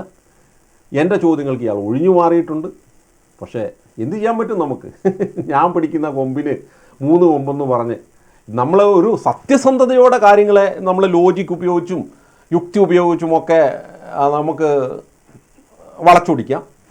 അതിനപ്പുറത്തേക്ക് നുണ പറഞ്ഞുകൊണ്ടും നമ്മൾ ചിന്തിക്കാത്തതും പറയാത്തതുമായ കാര്യം നമ്മുടെ വായിൽ തിരികെ കയറ്റി അത് വെച്ച് നമ്മളെ സ്ട്രോമാൻ ഉണ്ടാക്കി നമ്മളെ അറ്റാക്ക് ചെയ്യാന്ന് പറഞ്ഞു കഴിഞ്ഞാൽ അവനെ നമുക്ക് കള്ളൻ, നുണയൻ എന്നേ പറയാൻ പറ്റുള്ളൂ. സാജു, ഞാൻ താങ്കളെ വ്യക്തിപരമായി എന്നോട് എന്തെങ്കിലും പറഞ്ഞതിൻ്റെ പേരിൽ ഒരു നുണയെന്ന് നിങ്ങൾ എന്ത് പറഞ്ഞാലും എനിക്ക് പ്രശ്നമില്ല. നിങ്ങൾ ചിലപ്പോൾ ഇതിൻ്റെ പ്രതികരണമായിട്ട് നിങ്ങൾ വീണ്ടും കുറേ വീഡിയോ ഒക്കെ ചെയ്യുമായിരിക്കും, ചെയ്തോ, എനിക്ക് കുഴപ്പമൊന്നുമില്ല. പക്ഷേ ഈ പ്രതിഷേധവും വേദനയും ഒക്കെ പോയി കഴിയുമ്പോൾ നിങ്ങൾ എന്ത് ചെയ്യുക? ഞാൻ ഈ പറഞ്ഞതിൻ്റെ യുക്തി ഒന്ന് പരിശോധിക്കുക. വൈകാരിക തലത്തിലെടുക്കാതെ യുക്തിപരമായിട്ട് ഈ പറഞ്ഞ ആശയങ്ങളൊന്ന് പരിശോധിച്ചിട്ട് അതിൽ സത്യമുണ്ടോ എന്നൊന്ന് പരിശോധിക്കുക. എന്നിട്ട് അതിൽ സത്യമുണ്ടെങ്കിൽ സത്യത്തോട് നീതി പുലർത്തുക. നിങ്ങൾ ചിലപ്പം കുറേയൊക്കെ ശക്തമായി കത്തോലിക്ക സഭയെ തെറി പറയുകയും കത്തോലിക്ക സഭയ്ക്കെതിരെ കുറേ വീഡിയോ ഒക്കെ ഇറക്കുകയൊക്കെ ചെയ്ത് കഴിഞ്ഞാൽ നിങ്ങൾക്ക് കുറേ ഫോളോവേഴ്സിനൊക്കെ കിട്ടും. പെന്തക്കോസ്ത് സമൂഹത്തിലെ കുറേ വചനത്തെ വ്യഭിചരിച്ചിരിക്കുന്ന പാസ്റ്റർമാർ സാജു സോസർ ഭയങ്കരൻ എന്നൊക്കെ പറഞ്ഞ് നിങ്ങൾക്ക് കുറേ കിട്ടുമായിരിക്കും. പക്ഷേ ഈ ലോകം മുഴുവൻ നേടിയാലും നിൻ്റെ ആത്മാവ് നഷ്ടപ്പെട്ടാൽ എന്ത് ഫലമെന്ന് ബൈബിളിൽ യേശുക്രിസ്തു ചോദിക്കുന്നൊരു ചോദ്യമുണ്ട്. നമ്മുടെ ആത്മാവ് നഷ്ടപ്പെടാതിരിക്കണമെങ്കിൽ നമ്മൾ ചെയ്യേണ്ടതെന്നാണ്, നമ്മൾ സത്യത്തിൻ്റെ പൂർണ്ണതയിലേക്ക് വളരണം. നിങ്ങളുടെ മനസ്സാക്ഷിയെ വഞ്ചിക്കരുത്. നിങ്ങൾ എന്താണോ സത്യമെന്ന് വിശ്വസിക്കുന്നത് അതിനെ ഫോളോ ചെയ്യണം. ആ സത്യത്തെ രക്ഷിക്കാൻ വേണ്ടി തിന്മയെ തിന്മ കൊണ്ട് നേരിടുന്നവർ, നുണയെ നുണ കൊണ്ട്. എന്തുകൊണ്ടാണ് പെന്തക്കോസ്ത് സമൂഹത്തെ ഞാൻ വെല്ലുവിളിക്കുന്നത്? ഇത് ഇന്നലെ തുടങ്ങിയതാണോ? ഞാൻ എൻ്റെ ബുദ്ധിയിലും യുക്തിയിലും എൻ്റെ അനുഭവത്തിലും എൻ്റെ ബോധ്യത്തിലും കത്തോലിക്ക വിശ്വാസമാണ് തിരുവചനം അനുസരിച്ച് 100% ശരിയെന്ന ബോധ്യമുള്ളത് കൊണ്ടാണ്. അത് എൻ്റെ ബോധ്യത്തോട് ഞാൻ നീതി പുലർത്തുന്നതാണത്. എനിക്ക് ബോധ്യമില്ലെങ്കിൽ ഞാനത് ചെയ്യത്തില്ല. എല്ലാ കാര്യങ്ങളൊന്നും നമുക്ക് ബോധ്യം കിട്ടത്തില്ല. അപ്പോൾ നമ്മൾ ബോധ്യം കിട്ടാൻ വേണ്ടി കാത്തിരിക്കും. അല്ലാതെ എടുത്തു ചാടി ബോധ്യമില്ലാത്തൊരു കാര്യത്തിൽ തീരുമാനം എടുക്കുകയല്ല ചെയ്യുന്നത്. പക്ഷെ ബോധ്യമുള്ള കാര്യങ്ങൾ നമ്മൾ ഉറച്ചു നിൽക്കും. പക്ഷേ സത്യം കൊണ്ട് അരമുറുക്കുക എന്ന ക്രിസ്തുവിൻ്റെ പ്രബോധനത്തിന് തിന്മയെ തിന്മ കൊണ്ട് നേരിടരുത്, നുണയനെ നുണ കൊണ്ട് നേരിടരുത്, വ്യാജനെ വ്യാജം കൊണ്ട് നേരിടുന്നെങ്കിലും താങ്കൾക്കറിയാമോ? നല്ല വൃക്ഷത്തിൽ നിന്ന് ചീത്ത ഫലമോ ചീത്ത വൃക്ഷത്തിൽ നിന്ന് നല്ല ഫലമോ വരികയില്ല. അപ്പം ചീത്തതും നല്ലതും എന്താണ്? ഇപ്പം ഒക്കെ താങ്കൾക്ക് താങ്കളുടേതായ ഇൻ്റർപ്രിട്ടേഷനൊക്കെ കാണും. എൻ്റെ ശൈലി ഞാൻ കാണിക്കുന്നതൊക്കെ ചീത്തയാണെന്ന് താങ്കൾ പറയുമായിരിക്കും. അതെങ്കിലും ആയിക്കോട്ടെ. എനിക്ക് താങ്കളെ എന്താ പറയുക, ഉന്തി മരം കയറ്റാനോ താങ്കളുടെ ഉള്ളിൽ കയറിയെന്ന് താങ്കളെ രക്ഷിക്കാനൊന്നും പറ്റില്ല. എൻ്റെ ഈ വാക്കുകൾ ഇരുതല വാളിനേക്കാൾ മൂർച്ചയുള്ളതായി താങ്കളുടെ ഉള്ളിലേക്ക് വരുമെന്ന് എനിക്കറിയാം. ഒറ്റ കാര്യമേ ഞാൻ താങ്കളോട് പറയുന്നുള്ളൂ, കത്തോലിക്ക വിശ്വാസത്തിലേക്ക് വരണമെന്ന് ഞാൻ താങ്കളോട് പറയത്തില്ല. അതൊക്കെ താങ്കളുടെ കാര്യമാണ്. താങ്കളുടെ മനസ്സാക്ഷിയെ, സത്യത്തെ, താങ്കൾക്ക് ദൈവം തന്ന യുക്തിബോധത്തെ, താങ്കൾക്ക് ദൈവം തന്ന സത്യാന്വേഷണത്തിൻ്റെ ആ ഹൃദയപരമാർത്ഥതയുടെ കാര്യത്തിൽ താങ്കൾ വെള്ളം ചേർത്താൽ സഹോദര നശിച്ചു പോകും. ഒരു സംശയവും വേണ്ട. അത് ടിസനാണെങ്കിലും താങ്കളാണെങ്കിലും, പ്രത്യേകിച്ച് വചനത്തിന് വേണ്ടി നിലകൊള്ളുന്ന ഗോസ്പൽ ഫോർ ഇന്ത്യ നമ്മൾ സുവിശേഷ വേലയ്ക്ക് വേണ്ടി ഇറങ്ങിയിരിക്കുന്ന താങ്കൾ, ഇനി ടിസൻ ആണെങ്കിലും നമ്മളൊക്കെ മറ്റാരൊരു വ്യക്തിയെക്കാളും വേഗത്തിൽ നശിച്ചു. അതുകൊണ്ട് കത്തോലിക്ക സഭ ഓക്കെ, നമുക്ക് തുടർന്ന് കേൾക്കാം. ഹൈന്ദവ വിശ്വാസത്തിൽ ദേവിയുണ്ട്, ദേവനുണ്ട്. അത് കത്തോലിക്ക മതത്തിലുമുണ്ട്, ദേവനുമുണ്ട്, ദേവിയുണ്ട്. എനിക്കറിയത്തില്ല. എൻ്റെ അറിവിൽ കത്തോലിക്ക സഭയിൽ ദേവനും ദേവിയൊന്നും. ഞങ്ങൾക്ക് വിശുദ്ധരുണ്ട്. പരിശുദ്ധ കന്യാമറിയം ഒരു വിശുദ്ധയാണ്, യോസേപ്പ് പിതാവ് ഒരു വിശുദ്ധരാണ്. അവരെല്ലാം മാതൃകാപരമായി ഈ ഭൂമിയിൽ ജീവിച്ച മരിച്ചുപോയ ആളുകളാണ്.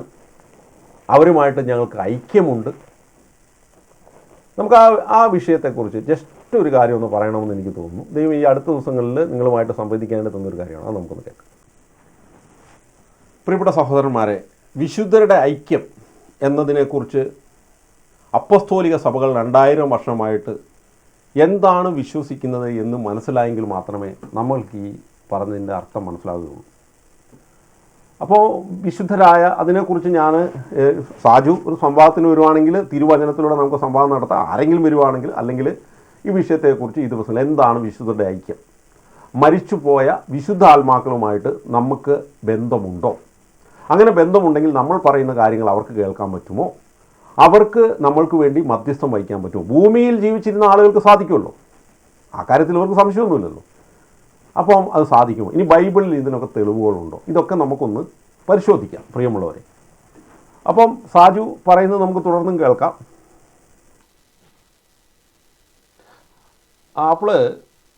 അപ്പോൾ ഇതിനകത്ത് നമ്മുടെ പള്ളികളിലൊക്കെ വിശുദ്ധർ മാതൃകാപരമായി ജീവിച്ച ചില സാക്ഷികളുടെ തിരുസ്വരൂപങ്ങളും ചിത്രങ്ങളും ഒക്കെ വെച്ചിരിക്കുന്ന കാണാൻ പറ്റും. അതൊക്കെ അവരുടെ ജീവിതത്തെ മനസ്സിലാക്കാൻ വേണ്ടിയാണ്. അപ്പോൾ സാജുവിനൊന്നും മനസ്സിലാകില്ല. ഇനി സാജു മറ്റൊരു സ്ഥലത്താണ്, വേളാങ്കണ്ണിയിൽ എന്തിനാണ് പോകുന്നത്? എല്ലാ പള്ളിയിലും മാതാവില്ല ഉണ്ട്.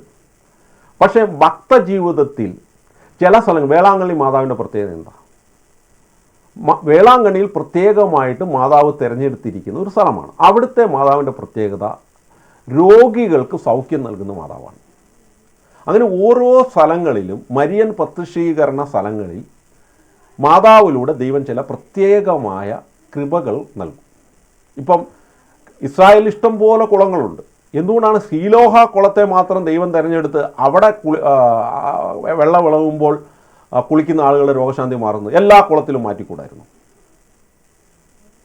ഇനി എസക്കിയേലിൻ്റെയോ ജെർമയുടെ എങ്ങാണ്ട് ശവകൂടിയിരുത്ത് തൊട്ടപ്പോൾ അസ്ഥികൾ ഉയർത്തെഴുന്നേറ്റ് എന്തുകൊണ്ടാണ്? പത്രോസിൻ്റെ എല്ലാവരുടെ കയ്യിലും, ക്രിസ്ത്യാനികളുടെ എല്ലാവരുടെ കയ്യിലും അന്നത്തെ കാലത്ത് തൂവാലയൊക്കെ ഇല്ലായിരുന്നു. പത്രോസിൻ്റെ തൂവാലയിൽ തൊട്ടപ്പോൾ എന്തുകൊണ്ടാണ്? അപ്പോൾ ഇതൊക്കെ വളരെ വിശദമായി നമുക്ക് ബൈബിൾ വെച്ച് തന്നെ നമുക്ക് ചർച്ച ചെയ്യാം. അപ്പോൾ വിശുദ്ധരുടെ ഐക്യം മധ്യസ്ഥം എന്നതിനെയാണ് ദേവീ ദേവന്മാർ എന്നൊക്കെ പറയും. ഞങ്ങൾ ആരും ആരാധിക്കുന്നില്ല, ഞങ്ങൾ സ്തുതിക്കുന്നു. ഗബ്രിയേൽ മാക പരിശുദ്ധ കന്യാമറിയത്തെ വിളിച്ചെന്നാണ് നന്മ നിറഞ്ഞവളെ നിനക്ക് സ്തുതി. ഞങ്ങൾ സ്തുതിക്കാറുണ്ട്. എന്താണ്? അവരുടെ പ്രവർത്തികളെ, അവരുടെ ദൈവിക മാതൃകയോട് ആരാധിക്കുന്നത് ദൈവത്തെ മാത്രമാണ്. എല്ലാ വിശുദ്ധരോടുള്ള പ്രാർത്ഥനയിലും വളരെ കൃത്യമായിട്ട് ഞങ്ങൾക്ക് വേണ്ടി മധ്യസ്ഥം വഹിക്കണം. പരിശുദ്ധ കന്യാമ മധ്യസ്ഥം, നന്മ നിറഞ്ഞ പറയുമ്പോൾ പ്രാർത്ഥന കേട്ടാൽ മതി. അവിടെ വിശുദ്ധരിലൂടെ യേശുവിനെയാണ് ഞങ്ങൾ കാണുന്നത്, മഹത്വപ്പെടുത്തുന്നത്. അപ്പോൾ ഇതുപോലെയുള്ള നുണകളാണ് ഇവർ എത്ര പറഞ്ഞാലും, എത്ര ആർഗ്യുമെൻ്റ് നടത്തിയാലും, തെളിവുകൾ സഹിതം നടത്തിയാലും പറഞ്ഞത് തന്നെ പറഞ്ഞുകൊണ്ടിരിക്കും. പെന്തക്കോസ് അരൂപി സാത്താനിക അരൂപിയാണോ? നുണയുടെ പിതാവാണോ പെന്തക്കോസുകാർ വിളിക്കുന്ന പരിശുദ്ധാത്മാവ് എന്ന് സംശയിക്കേണ്ടിയിരിക്കുന്നു.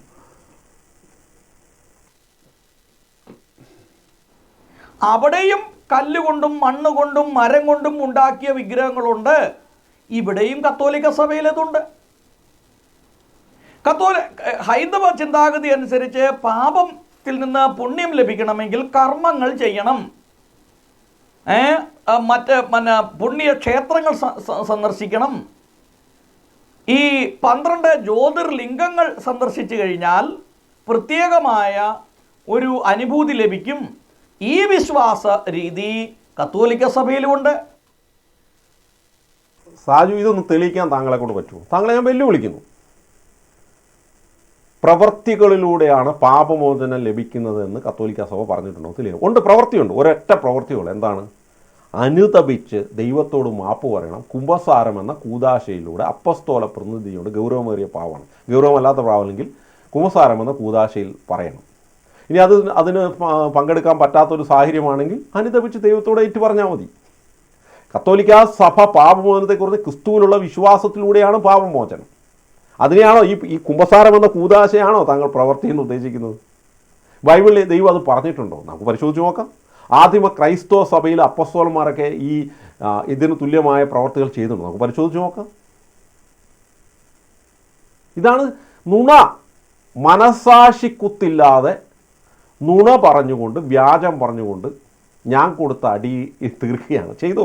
ഞാൻ താങ്കൾക്ക് തരുന്ന അടിയുടെ വേദനയാണ് താങ്കൾ ഇങ്ങനെ പറഞ്ഞു തീർക്കുന്നെങ്കിൽ ഓക്കെ. നമ്മളിപ്പോൾ രണ്ടുപേരും തമ്മിൽ നല്ല അടുത്ത സുഹൃത്തുക്കളാണ്, രണ്ടുപേരും തമ്മിൽ തെറ്റിയെന്ന് വിചാരിച്ചു. തെറ്റിക്കഴിയുമ്പം അപ്പനും അമ്മയ്ക്കും ഒക്കെ അങ്ങോട്ടും ഇങ്ങോട്ടൊക്കെ പറയും.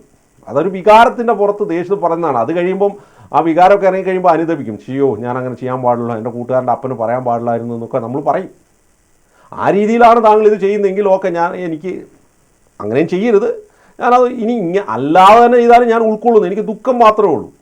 ഒരു ക്രിസ്ത്യാനിയുടെ ഭാഗത്തുനിന്ന് ഇതുപോലെയുള്ള നുണകളൊന്നും വരാൻ പാടില്ല എന്നുള്ളത്.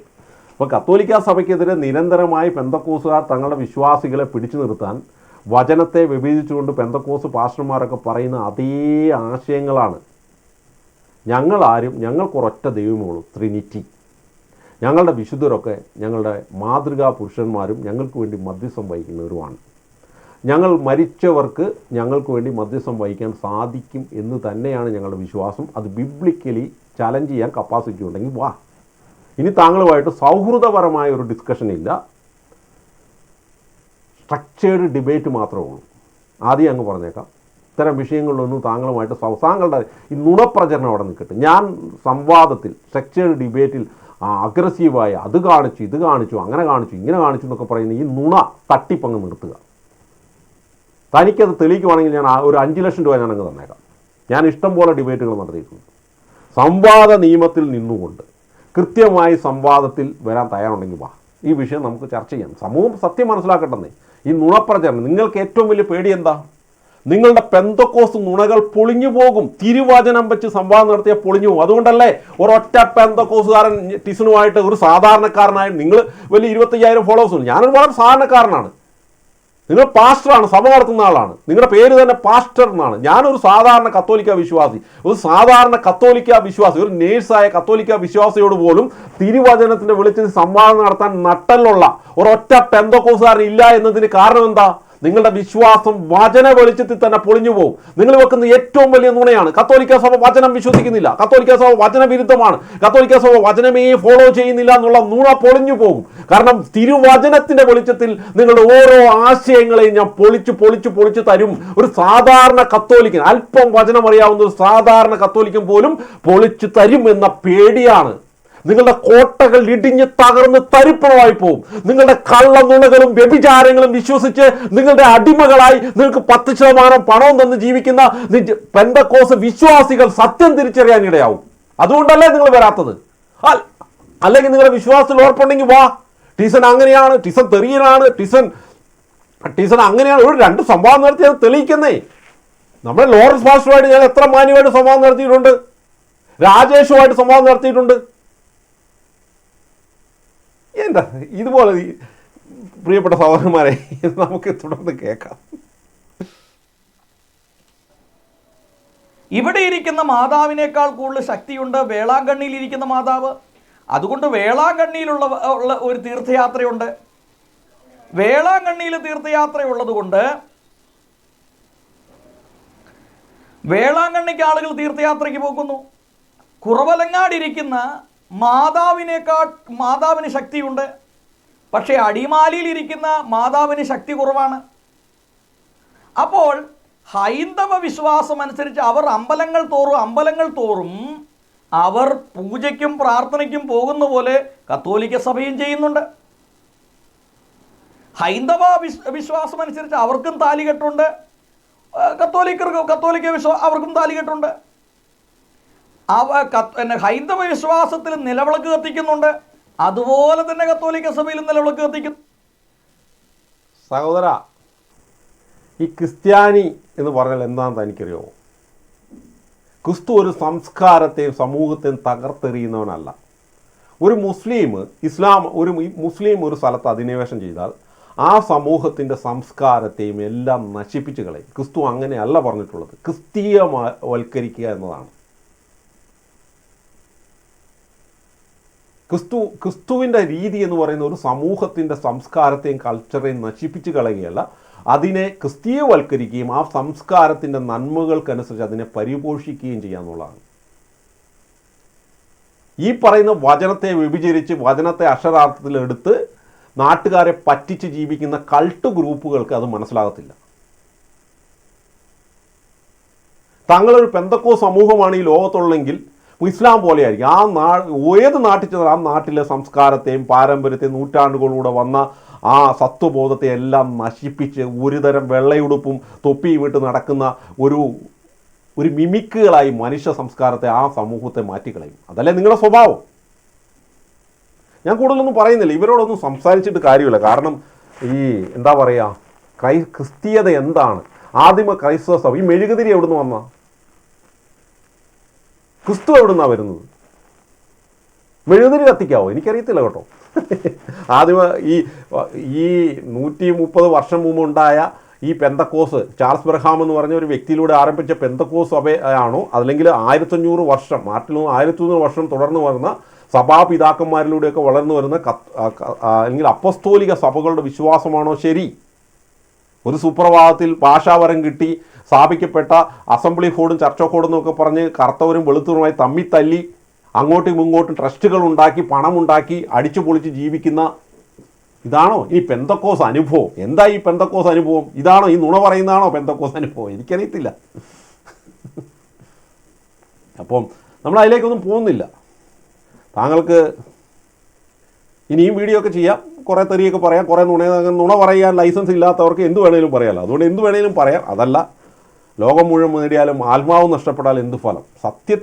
മനസാക്ഷിക്ക് വിരുദ്ധമായി പ്രവർത്തിച്ചിട്ട് ദൈവ കോപത്തിന് ഇരയാകാതിരിക്കാൻ താങ്കൾക്ക് വേണ്ടി പരിശുദ്ധ കന്യാമറിയത്തിൻ്റെ മധ്യസ്ഥയിൽ, സകല വിശുദ്ധരുടെയും മധ്യസ്ഥയിൽ, സകല മാലാഖമാരുടെയും മധ്യസ്ഥയിൽ ഞാനിപ്പോൾ പ്രാർത്ഥിക്കുകയാണ്. ഹൈന്ദവ വിശ്വാസം അനുസരിച്ച് വൈകുന്നേരം അവർ ദീപാരാധന നടത്തുന്നു, അവർ വിളക്ക് കത്തിക്കുന്നു. ആ വിളക്ക് കത്തിക്കൽ കത്തോലിക്ക പള്ളിയിലുമുണ്ട്. എനിക്കറിയത്തില്ല കേട്ടോ ഈ ദീപാരാധനയൊക്കെ കത്തോലിക്ക പള്ളിയിലുണ്ടോ. കുർബാനയ്ക്ക് മെഴുതിരി കത്തിക്കാറുണ്ട്. പിന്നെ ചില പള്ളികളിലൊക്കെ ഈ നേർച്ചയുടെ ഭാഗമായിട്ടൊക്കെ നിലവിളക്ക് കത്തിക്കുന്ന പരം ഇതൊക്കെ ഭക്തിമാർഗത്തിൻ്റെ ഭാഗങ്ങളാണ്. ദൈവത്തോട് ഭക്തി പ്രകടിപ്പിക്കാൻ വേണ്ടി മനുഷ്യർ പല വിർച്വലുകളും ഉപയോഗിക്കും. അത് ഓരോ നാട്ടിലെ സംസ്കാരമൊക്കെ അനുസരിച്ച് ഉപയോഗിക്കും. ഇപ്പം പഴയ നിയമത്തിൽ എല്ലാ വിർച്ചുകളും ദൈവം എടുത്ത് കളഞ്ഞു ഇല്ലല്ലോ. ദൈവം ചില തെറ്റായ വിർച്ചുകളിലെ മാറ്റി തോറയിലൂടെ യഹൂദർ അനുഷ്ഠിക്കേണ്ട വിർച്ചുകൾ നൽകുക ചെയ്ത്. പുതിയ നിയമത്തിലും യേശുക്രിസ്തു വിർച്ചുകൾ നൽകിയിട്ടുണ്ടോ? യേശുക്രിസ്തു ഇതൊക്കെ ചെയ്തിട്ടുണ്ടല്ലോ. പഴയ നിയമത്തിലെ എല്ലാ ദൈവികമായ നിയമങ്ങളും യേശുക്രിസ്തു പാലിച്ചിട്ടുണ്ട്. അപ്പം ഈ എന്നാ പറയുക, പൊട്ടക്കളത്തിൽ വളരുന്ന തവളകൾക്ക് ഇതൊന്നും മനസ്സിലാകത്തില്ല. ദൈവശാസ്ത്രം എന്താണെന്നും സഭാപിതാക്കന്മാരും അപ്പസ്തോലിക പാരമ്പര്യം എന്താണെന്നും അപ്പസ്തോലിക ഉപദേശം എന്താണെന്നും ഒക്കെ മനസ്സിലാകാതെ ഏതെങ്കിലും ഒരു പാസ്റ്റർ ബൈബിള് കയ്യിലെടുക്കുന്നു. അയാൾക്ക് കോൺസ്റ്റിപ്പേഷൻ ഉണ്ടായപ്പോൾ, ഞാൻ ചില സമയത്ത് വിമർശിച്ച് പറഞ്ഞു, കോൺസ്റ്റിപ്പേഷൻ ഉണ്ടായപ്പോൾ കുറച്ച് നേരം കക്കൂസിലിരുന്നു. അപ്പോൾ അയാൾ വിചാരിച്ചു എന്നാണ് ബൈബിൾ വായിച്ചേക്കാം. അങ്ങനെ കുറേ നേരം ബൈബിൾ വായിച്ചപ്പോൾ അയാൾക്ക് തലയ്ക്കകത്ത് കുറേ എന്തൊക്കെയോ ചിന്തകളുണ്ടായി. കുറച്ച് അയാളുടെ മാനുഷികത, കുറച്ച് പിശാച് കൊടുത്ത ചിന്തകൾ, ഇതെല്ലാം വെച്ചൊരു വലിയ ഒരു ഉപദേശം ഉണ്ടാക്കി. അന്നത്തെ കൺവെൻഷനിൽ ഭയങ്കര ഒരു പ്രസംഗമാണ്. ആ കൂട്ടത്തിൽ കുറച്ച് സ്തുതിപ്പും ഒക്കെ നടത്തി കഴിഞ്ഞപ്പോൾ പിശാച് കുറേ അടയാളങ്ങളൊക്കെ കാണിച്ചു. കുറേ വിശ്വാസികൾ ഈ പാസ്റ്ററിൻ്റെ കൂടെ കൂടി. അതാ പുതിയ സഭ. എന്താണ്? ഷാരോൺ യാക്കോബ് സഭ. ഈ ലോകത്തിലുള്ള എല്ലാ പേരിലും പെന്തക്കോസ്ത് ചർച്ചകൾ കാണും. ഇതല്ല അപ്പസ്തോലിക ഉപദേശം എന്ന് പറയുന്നത്. 2000 വർഷത്തെ പാരമ്പര്യത്തിലൂടെ തുടർച്ചയായി പരിശുദ്ധാത്മാവിനാൽ കൂടുതൽ ഗ്രഹിക്കപ്പെട്ട് വരുന്നതാണ്. താങ്കളൊക്കെ വിശ്വസിക്കുന്ന, താങ്കളൊരു ട്രിനിറ്റേറിയൻ വിശ്വാസം. ട്രിനിറ്റി എന്താണെന്ന് താങ്കൾക്ക് അറിയാമോ? ക്രിസ്തോളജി, പെന്തക്കോസ്ത് ക്രിസ്തോളജി എന്താണെന്ന് താങ്കൾക്കൊന്ന് പറഞ്ഞുതരാമോ?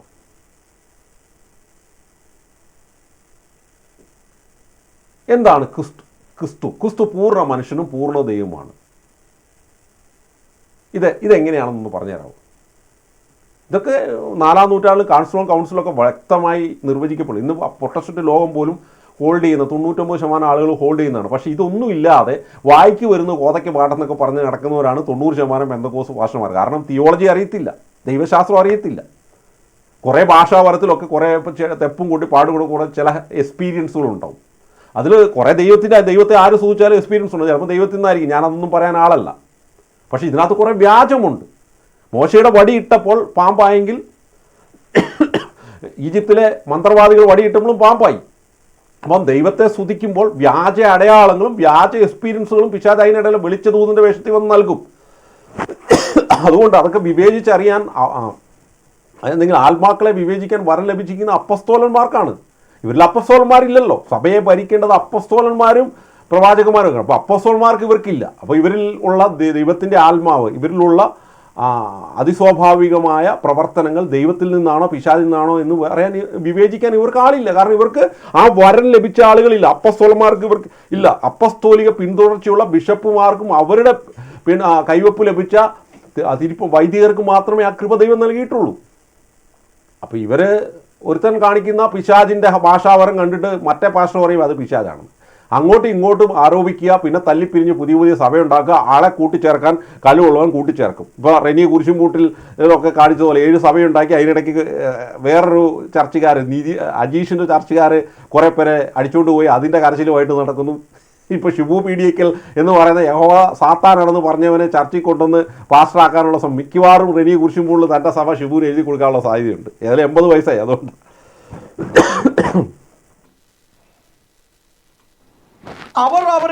ഹൈന്ദവർ അവരുടെ ദേവനെ ആ പ്രദക്ഷിണം കത്തോലിക്ക സഭയിലുണ്ട്. അപ്പോൾ എൻ്റെ ഒരു ചോദ്യം, ദൈവങ്ങൾക്ക് മാത്രമേ വ്യത്യാസമുള്ളൂ? സാജു ഒരു കാര്യം ചോദിക്കട്ടെ, ബൈബിളിൽ എവിടെയെങ്കിലും ഓർഗൻ വായിക്കുകയും ഒക്കെ കാണിക്കുമ്പോൾ വലിയ ജാസൊക്കെ അടിച്ച് സ്തുതിപ്പും ചാട്ടവും മറിച്ചിലും ഒക്കെ നിങ്ങൾക്ക് കാണിച്ചാൽ മതി. പഴയ നിയമത്തിൽ ദാവീദൊക്കെ ചെയ്താണ്. പുതിയ നിയമത്തിൽ എവിടെയെങ്കിലും നിങ്ങൾക്ക് കാണിച്ചു തരാൻ പറ്റും? അപ്പസ്തോലന്മാരെ എവിടെയെങ്കിലും ജാസൊക്കെ കൊട്ടി വലിയ സങ്കീർത്തനമൊക്കെ പാടി ഈ ആടി മറിഞ്ഞ് തലയും കുത്തി മറിഞ്ഞ് ഊത്തി പറത്തി ആളുകളെ വീഴിച്ച് ഇങ്ങനെയുള്ള ഒരു ശുശ്രൂഷ കാണിച്ചു തരാൻ പറ്റും? കത്തോലിക്ക സഭ ദൈവ സാക്ഷ്യം നൽകാൻ വേണ്ടി മനുഷ്യൻ ചെയ്യുന്ന പല പ്രവർത്തികളിലൊന്നാണ് തിരുസ്വരൂപമൊക്കെ ഉയർത്തി മറ്റുള്ളവർക്ക് സാക്ഷ്യം നൽകാനും ദൈവത്തെ മഹത്വപ്പെടുത്താനൊക്കെ ഉപയോഗിക്കുന്നു. നിങ്ങളുടെ ഈ കാണിക്കുന്ന ഈ കോപ്രായങ്ങൾ, ഈ പേക്കൂത്തുകൾ നിരവധി കാണിച്ചു തരാം. ഇതൊക്കെ നിങ്ങളെ ഇഷ്ടം പോലെ ഈ പ്രാന്ത്, മറ്റുള്ളവർക്ക് തോന്നുന്ന ഈ പച്ച പ്രാന്ത്, ഊത്തും മറിച്ചിലും ചാട്ടവും ബൈബിളിൽ എവിടെയെങ്കിലും ഒന്ന് കാണിച്ചു തരാമോ? അപ്പം പറയും, ഓ അത് ഞാൻ അംഗീകരിക്കുന്നില്ല. ഏതെങ്കിലും ഒരു കാര്യം കാണിച്ചു അത് പെന്തക്കോ, അത് ഞാൻ അംഗീകരിക്കുന്നു, അവരെ പെന്തക്കോ. പറഞ്ഞു വരുമ്പോൾ സാജു ഭാര്യയെ മാത്രമേ കാണുള്ളൂ. അവിടെ നമ്മൾ ചോദിച്ചു കഴിഞ്ഞാൽ സാജു ആരെ തള്ളും? ഭാര്യയെ തള്ളും. പിന്നെ സാജു മാത്രമാണ് ഈ ലോകത്തിൽ ഒരേ ഒരു പെന്തക്കോസുകാരൻ. ഇതാണ് ഓരോ പെന്തക്കോസുകാരൻ്റെ സ്വഭാവം. എന്നിട്ട് ഇവിടെ ഇരുന്ന് തള്ളി മറിക്കാനായിട്ട് നിന്ന്. ഹൈന്ദവ വിശ്വാസം അനുസരിച്ച് അവർ ഭഗവാൻ ശിവനെയും വിഷ്ണുവിനെയും അതുപോലെ ശിവനെയും ആരാധിക്കുന്നു, കൃഷ്ണനെ ആരാധിക്കുന്നു. 33 കോടി ദേവീ ദേവന്മാരുണ്ട്. അതവരുടെ വിശ്വാസം. അതുപോലെ തന്നെ ഇവിടെയും നമ്മൾ നോക്കുമ്പോൾ ദൈവത്തിൻ്റെ പേരിന് മാത്രമേ വ്യത്യാസം വരുന്നുള്ളൂ.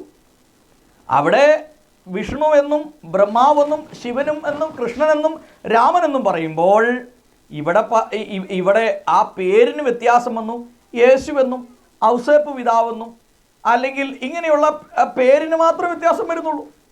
അപ്പോൾ ഇതൊക്കെ അറിഞ്ഞിട്ടും ടിസൺ ബ്രദർ ഇവിടെ ഇരുന്നു കൊണ്ട് ഈ സാജു തോമസിന് എന്തെങ്കിലും അറിയാമോ എന്ന് ചോദിച്ചുകൊണ്ട് വെല്ലുവിളിക്കുമ്പോൾ, ഈ സത്യങ്ങളെല്ലാം താങ്കൾ അറിഞ്ഞ ഒരു വ്യക്തി എന്ന നിലയ്ക്ക്, ഒരു ബൈബിൾ പണ്ഡിതൻ എന്ന നിലയ്ക്ക്, ബൈബിൾ പഠിച്ച വ്യക്തി എന്ന നിലയ്ക്ക്, സഭാചരിത്രം പഠിച്ച വ്യക്തി എന്ന നിലയ്ക്ക്, മാർപ്പാപ്പമാരുടെ ജീവചരിത്രങ്ങൾ പഠിച്ച വ്യക്തി എന്ന നിലയ്ക്ക്, ഇതും ക്രൈസ്തവ സഭയും തമ്മിൽ എന്താണ് ബന്ധം? എൻ്റെ സാജു പാസ്റ്റർ, താങ്കൾ എന്നെ ഈ പറയുന്നത് ഞങ്ങൾക്ക് ഔസേപ്പ് പിതാവ് ദൈവമാണോ? നിങ്ങൾ പുറത്തേക്ക് ഇറങ്ങി ഒരു കള്ളു കുടിച്ച് വെറും തറയായിട്ട് നടക്കുന്ന ഒരു കത്തോലിക്കനോ ഒരു 10 കത്തോലിക്കനെ വിളിച്ച് നിങ്ങളുടെ ദൈവമാരാണ്, മാതാവ് നിങ്ങളുടെ ദൈവമാണോ ചോദിച്ചു നോക്ക്. അല്ല ദേവതയാണോ ചോദിച്ചു നോക്ക്. ഞങ്ങളുടെ വിശുദ്ധനാണ്, മാതാവ് ഒരു മനുഷ്യശ്രീ, അവരൊരു മനുഷ്യശ്രീയാണെന്ന് പറയും.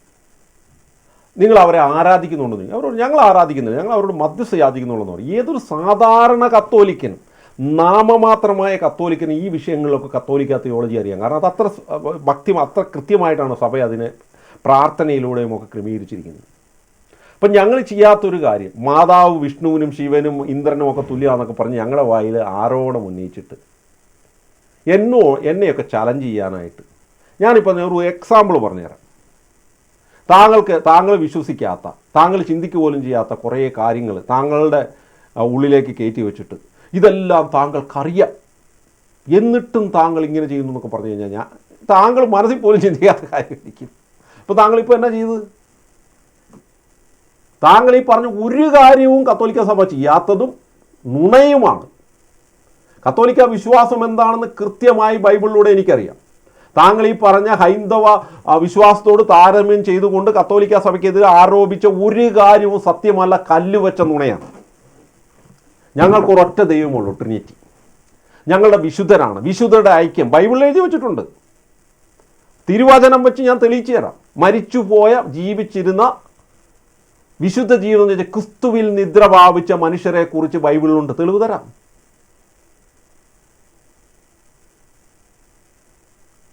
ഇനി നിങ്ങൾ വിശ്വസിക്കുന്ന പല കാര്യങ്ങളും ബൈബിളിൽ ഇല്ലാത്തത് നിങ്ങൾ ഫോളോ ചെയ്യുന്നത് ഞാൻ കാണിച്ചു തരാം.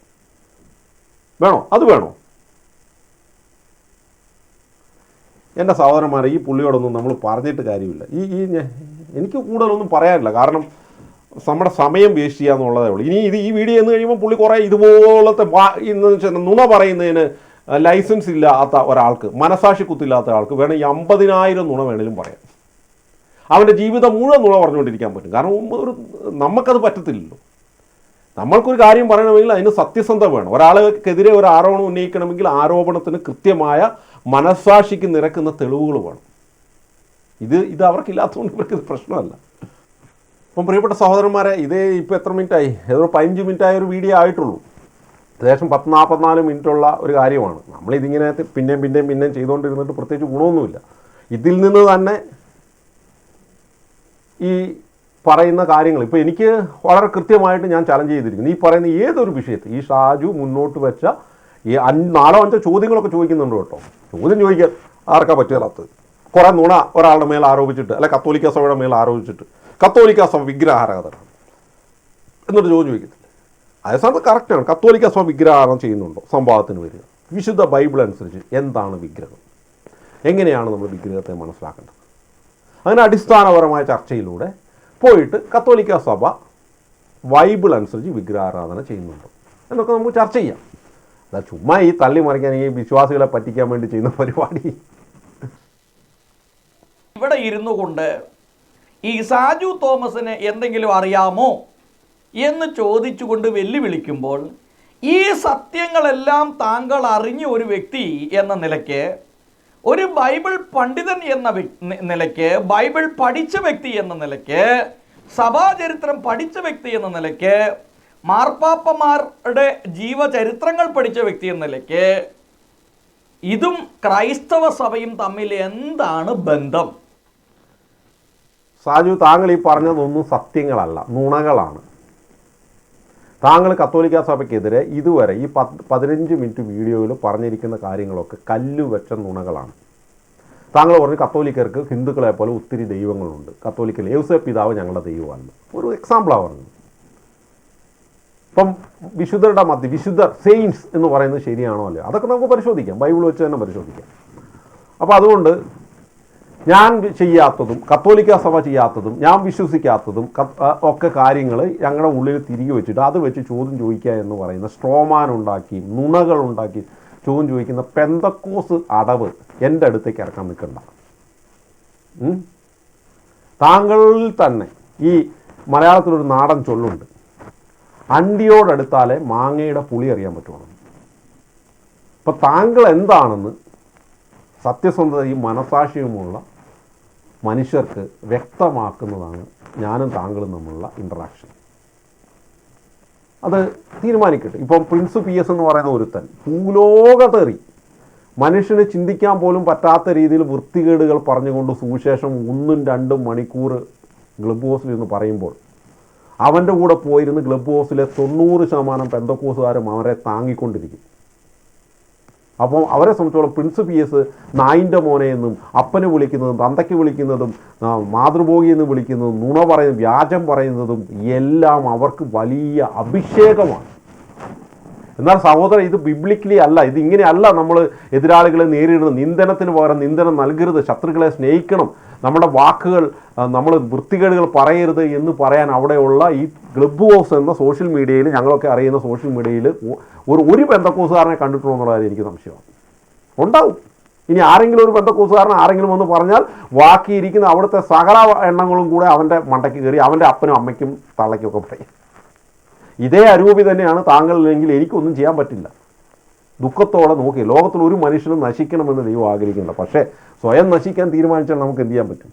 അതുകൊണ്ട് ഇതുപോലത്തെ പരിപാടിയായിട്ടൊന്നും വരരുത് ദയവ് ചെയ്ത്. കാര്യമെങ്കിലും അപ്പോൾ ശക്തമായി ഇങ്ങനെ ഇറങ്ങി വന്ന് എന്നെക്കെതിരെ സംസാരിക്കുമ്പോൾ താങ്കൾക്കിതെല്ലാം അറിയാം. ക്രൈസ്തവ വിശ്വാസം എന്ന് പറഞ്ഞ കത്തോലിക്ക സഭയും ക്രൈസ്തവ സഭയും അല്ലെ ക്രിസ്തീയ വിശ്വാസവും തമ്മിൽ യാതൊരു ബന്ധവുമില്ല. സത്യസന്ധമായ കാര്യമാണ് പറയുന്നത്. അപ്പോൾ അങ്ങനെ ഇതെല്ലാം അറിഞ്ഞു വെച്ചുകൊണ്ട് ടിസൺ ബ്രദർ ശക്തമായി ഇങ്ങനെ ഇറങ്ങി വന്ന് എന്നെക്കെതിരെ സംസാരിക്കുമ്പോൾ താങ്കൾക്കിതെല്ലാം അറിയാം. ക്രൈസ്തവ വിശ്വാസം എന്ന് പറയുന്ന അപ്പോസ്തലന്മാർ യേശുവിനെ, താങ്കൾക്ക് ഇതെല്ലാം എന്തറിയാന്ന്? താങ്കൾ ഈ പറയുന്ന ശുദ്ധമായ വിവരക്കേടുകൾ എനിക്കറിയാം. താങ്കൾ പറയുന്ന ശുദ്ധ നുണയാണെന്നും വിവരക്കേടുമാണെന്നും എനിക്കറിയാം. അല്ലാതെ താങ്കൾ പറയുന്ന താങ്കൾ സത്യമാണെന്നും പറഞ്ഞ് കത്തോലിക്ക സഭയ്ക്കെതിരെ പറയുന്ന കാര്യങ്ങളൊക്കെ എനിക്കറിയാവുന്നു. എടോ, താൻ പറയുന്ന ഒന്നാന്തരം നുണയും വ്യാജവുമാണ്. അതിനാണ് സകല പെന്തക്കോസുകാരെ ഞാൻ ചാലഞ്ച് ചെയ്തിരിക്കുന്നത്. വരാൻ പറ്റുമെങ്കിൽ വാ. ബൈബിൾ അനുസരിച്ച് കത്തോലിക്ക സഭ ചെയ്യുന്ന കാര്യങ്ങൾ തെറ്റാണെന്ന് തെളിയിക്കാൻ, വിശ്വാസപരമായ കാര്യങ്ങൾ തെറ്റാണെന്ന് തെളിയിക്കാൻ നട്ടലുണ്ടെങ്കിൽ വാ. അല്ല ചുമ്മാ ഇതിങ്ങനെ ഈ ചിലപ്പോൾ ഇനി ഈ 44 മിനിറ്റ് ഇങ്ങനെ തന്നെ ആയിരിക്കും. നമ്മൾ ഈ 15 മിനിറ്റേ കണ്ടുള്ളൂ.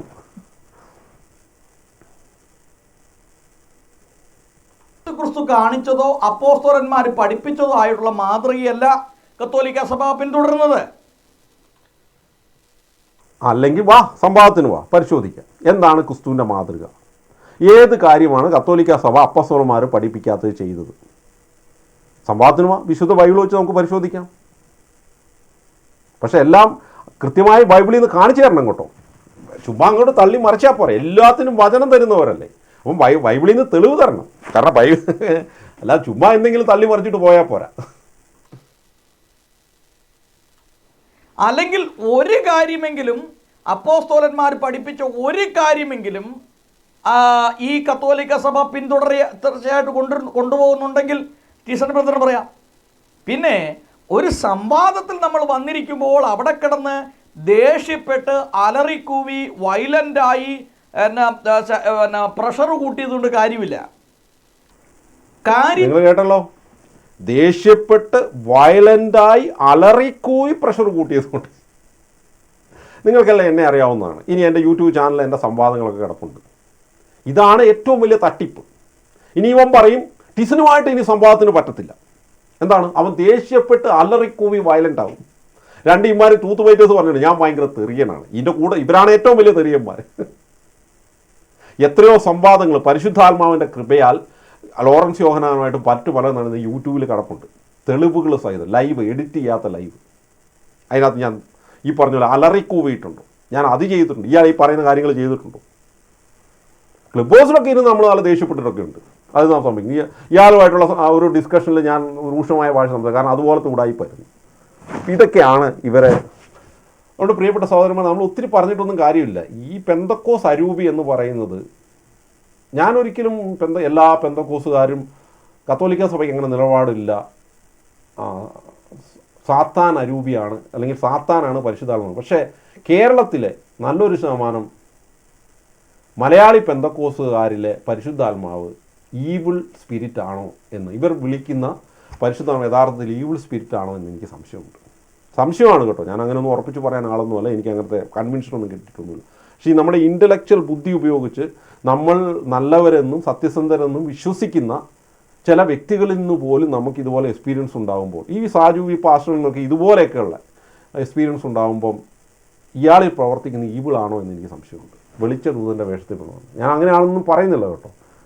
ഇനി ഈവിളിനൊരു പ്രത്യേകത ഉണ്ട്, എപ്പോഴും അങ്ങനെ ആണോന്നില്ല. ഈ പുള്ളിക്ക് ഇത് തിരുത്താലോ, പിശാചിനെ ബഹിഷ്കരിച്ച് സത്യത്തിലേക്ക് കടന്നു വരികയും ശരിയായ രീതി സ്വീകരിക്കുകയൊക്കെ ചെയ്യും. പക്ഷേ ചിലപ്പം ചോദിക്കുന്ന കാര്യം കൃത്യമായി തന്നെ പറയണം. എൻ്റെ ഒരു ചോദ്യം മിസ്റ്റർ ബഹുമാനപ്പെട്ട ടിസൺ ബ്രദറിനോട്, കത്തോലിക്ക സഭയുടെ ഒരു പ്രഗത്ഭനായ വേദപണ്ഡിതൻ എന്ന നിലയ്ക്ക് താങ്കളോട് എൻ്റെ ഒരു ചോദ്യം, കത്തോലിക്ക സഭ ക്രൈസ്തവ സഭയാണോ?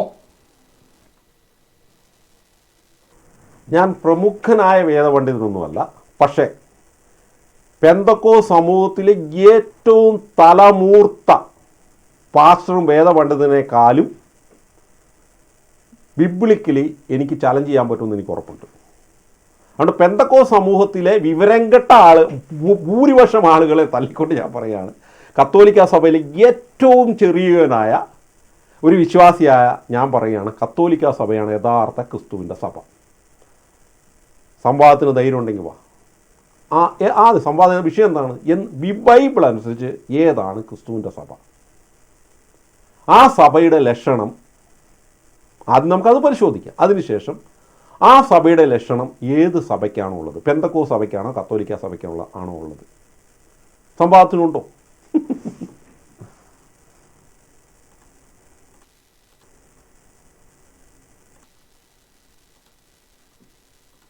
ക്രിസ്തുവുമായി കത്തോലിക്ക സഭയ്ക്ക് എന്തെങ്കിലും ബന്ധമുണ്ടോ? കർത്താവ് രണ്ട് ചോദ്യം ചോദിച്ചു. ക്രൈസ്തവ സഭ കത്തോലിക്ക സഭ ക്രൈസ്തവ സഭയാണോ? ചോദ്യം 1. 2 ചോദ്യം, കത്തോലിക്ക സഭയ്ക്ക് ക്രിസ്തീയതയുമായി എന്തെങ്കിലും ബന്ധമുണ്ടോ?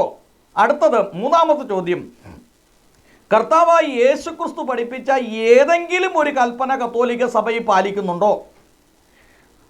ചോദ്യം 4, അപ്പോസ്തലന്മാർ കാണിച്ചു തന്ന ഏതെങ്കിലും ഒരു മാതൃക ഇന്ന് കത്തോലിക്ക സഭയിലുണ്ടോ?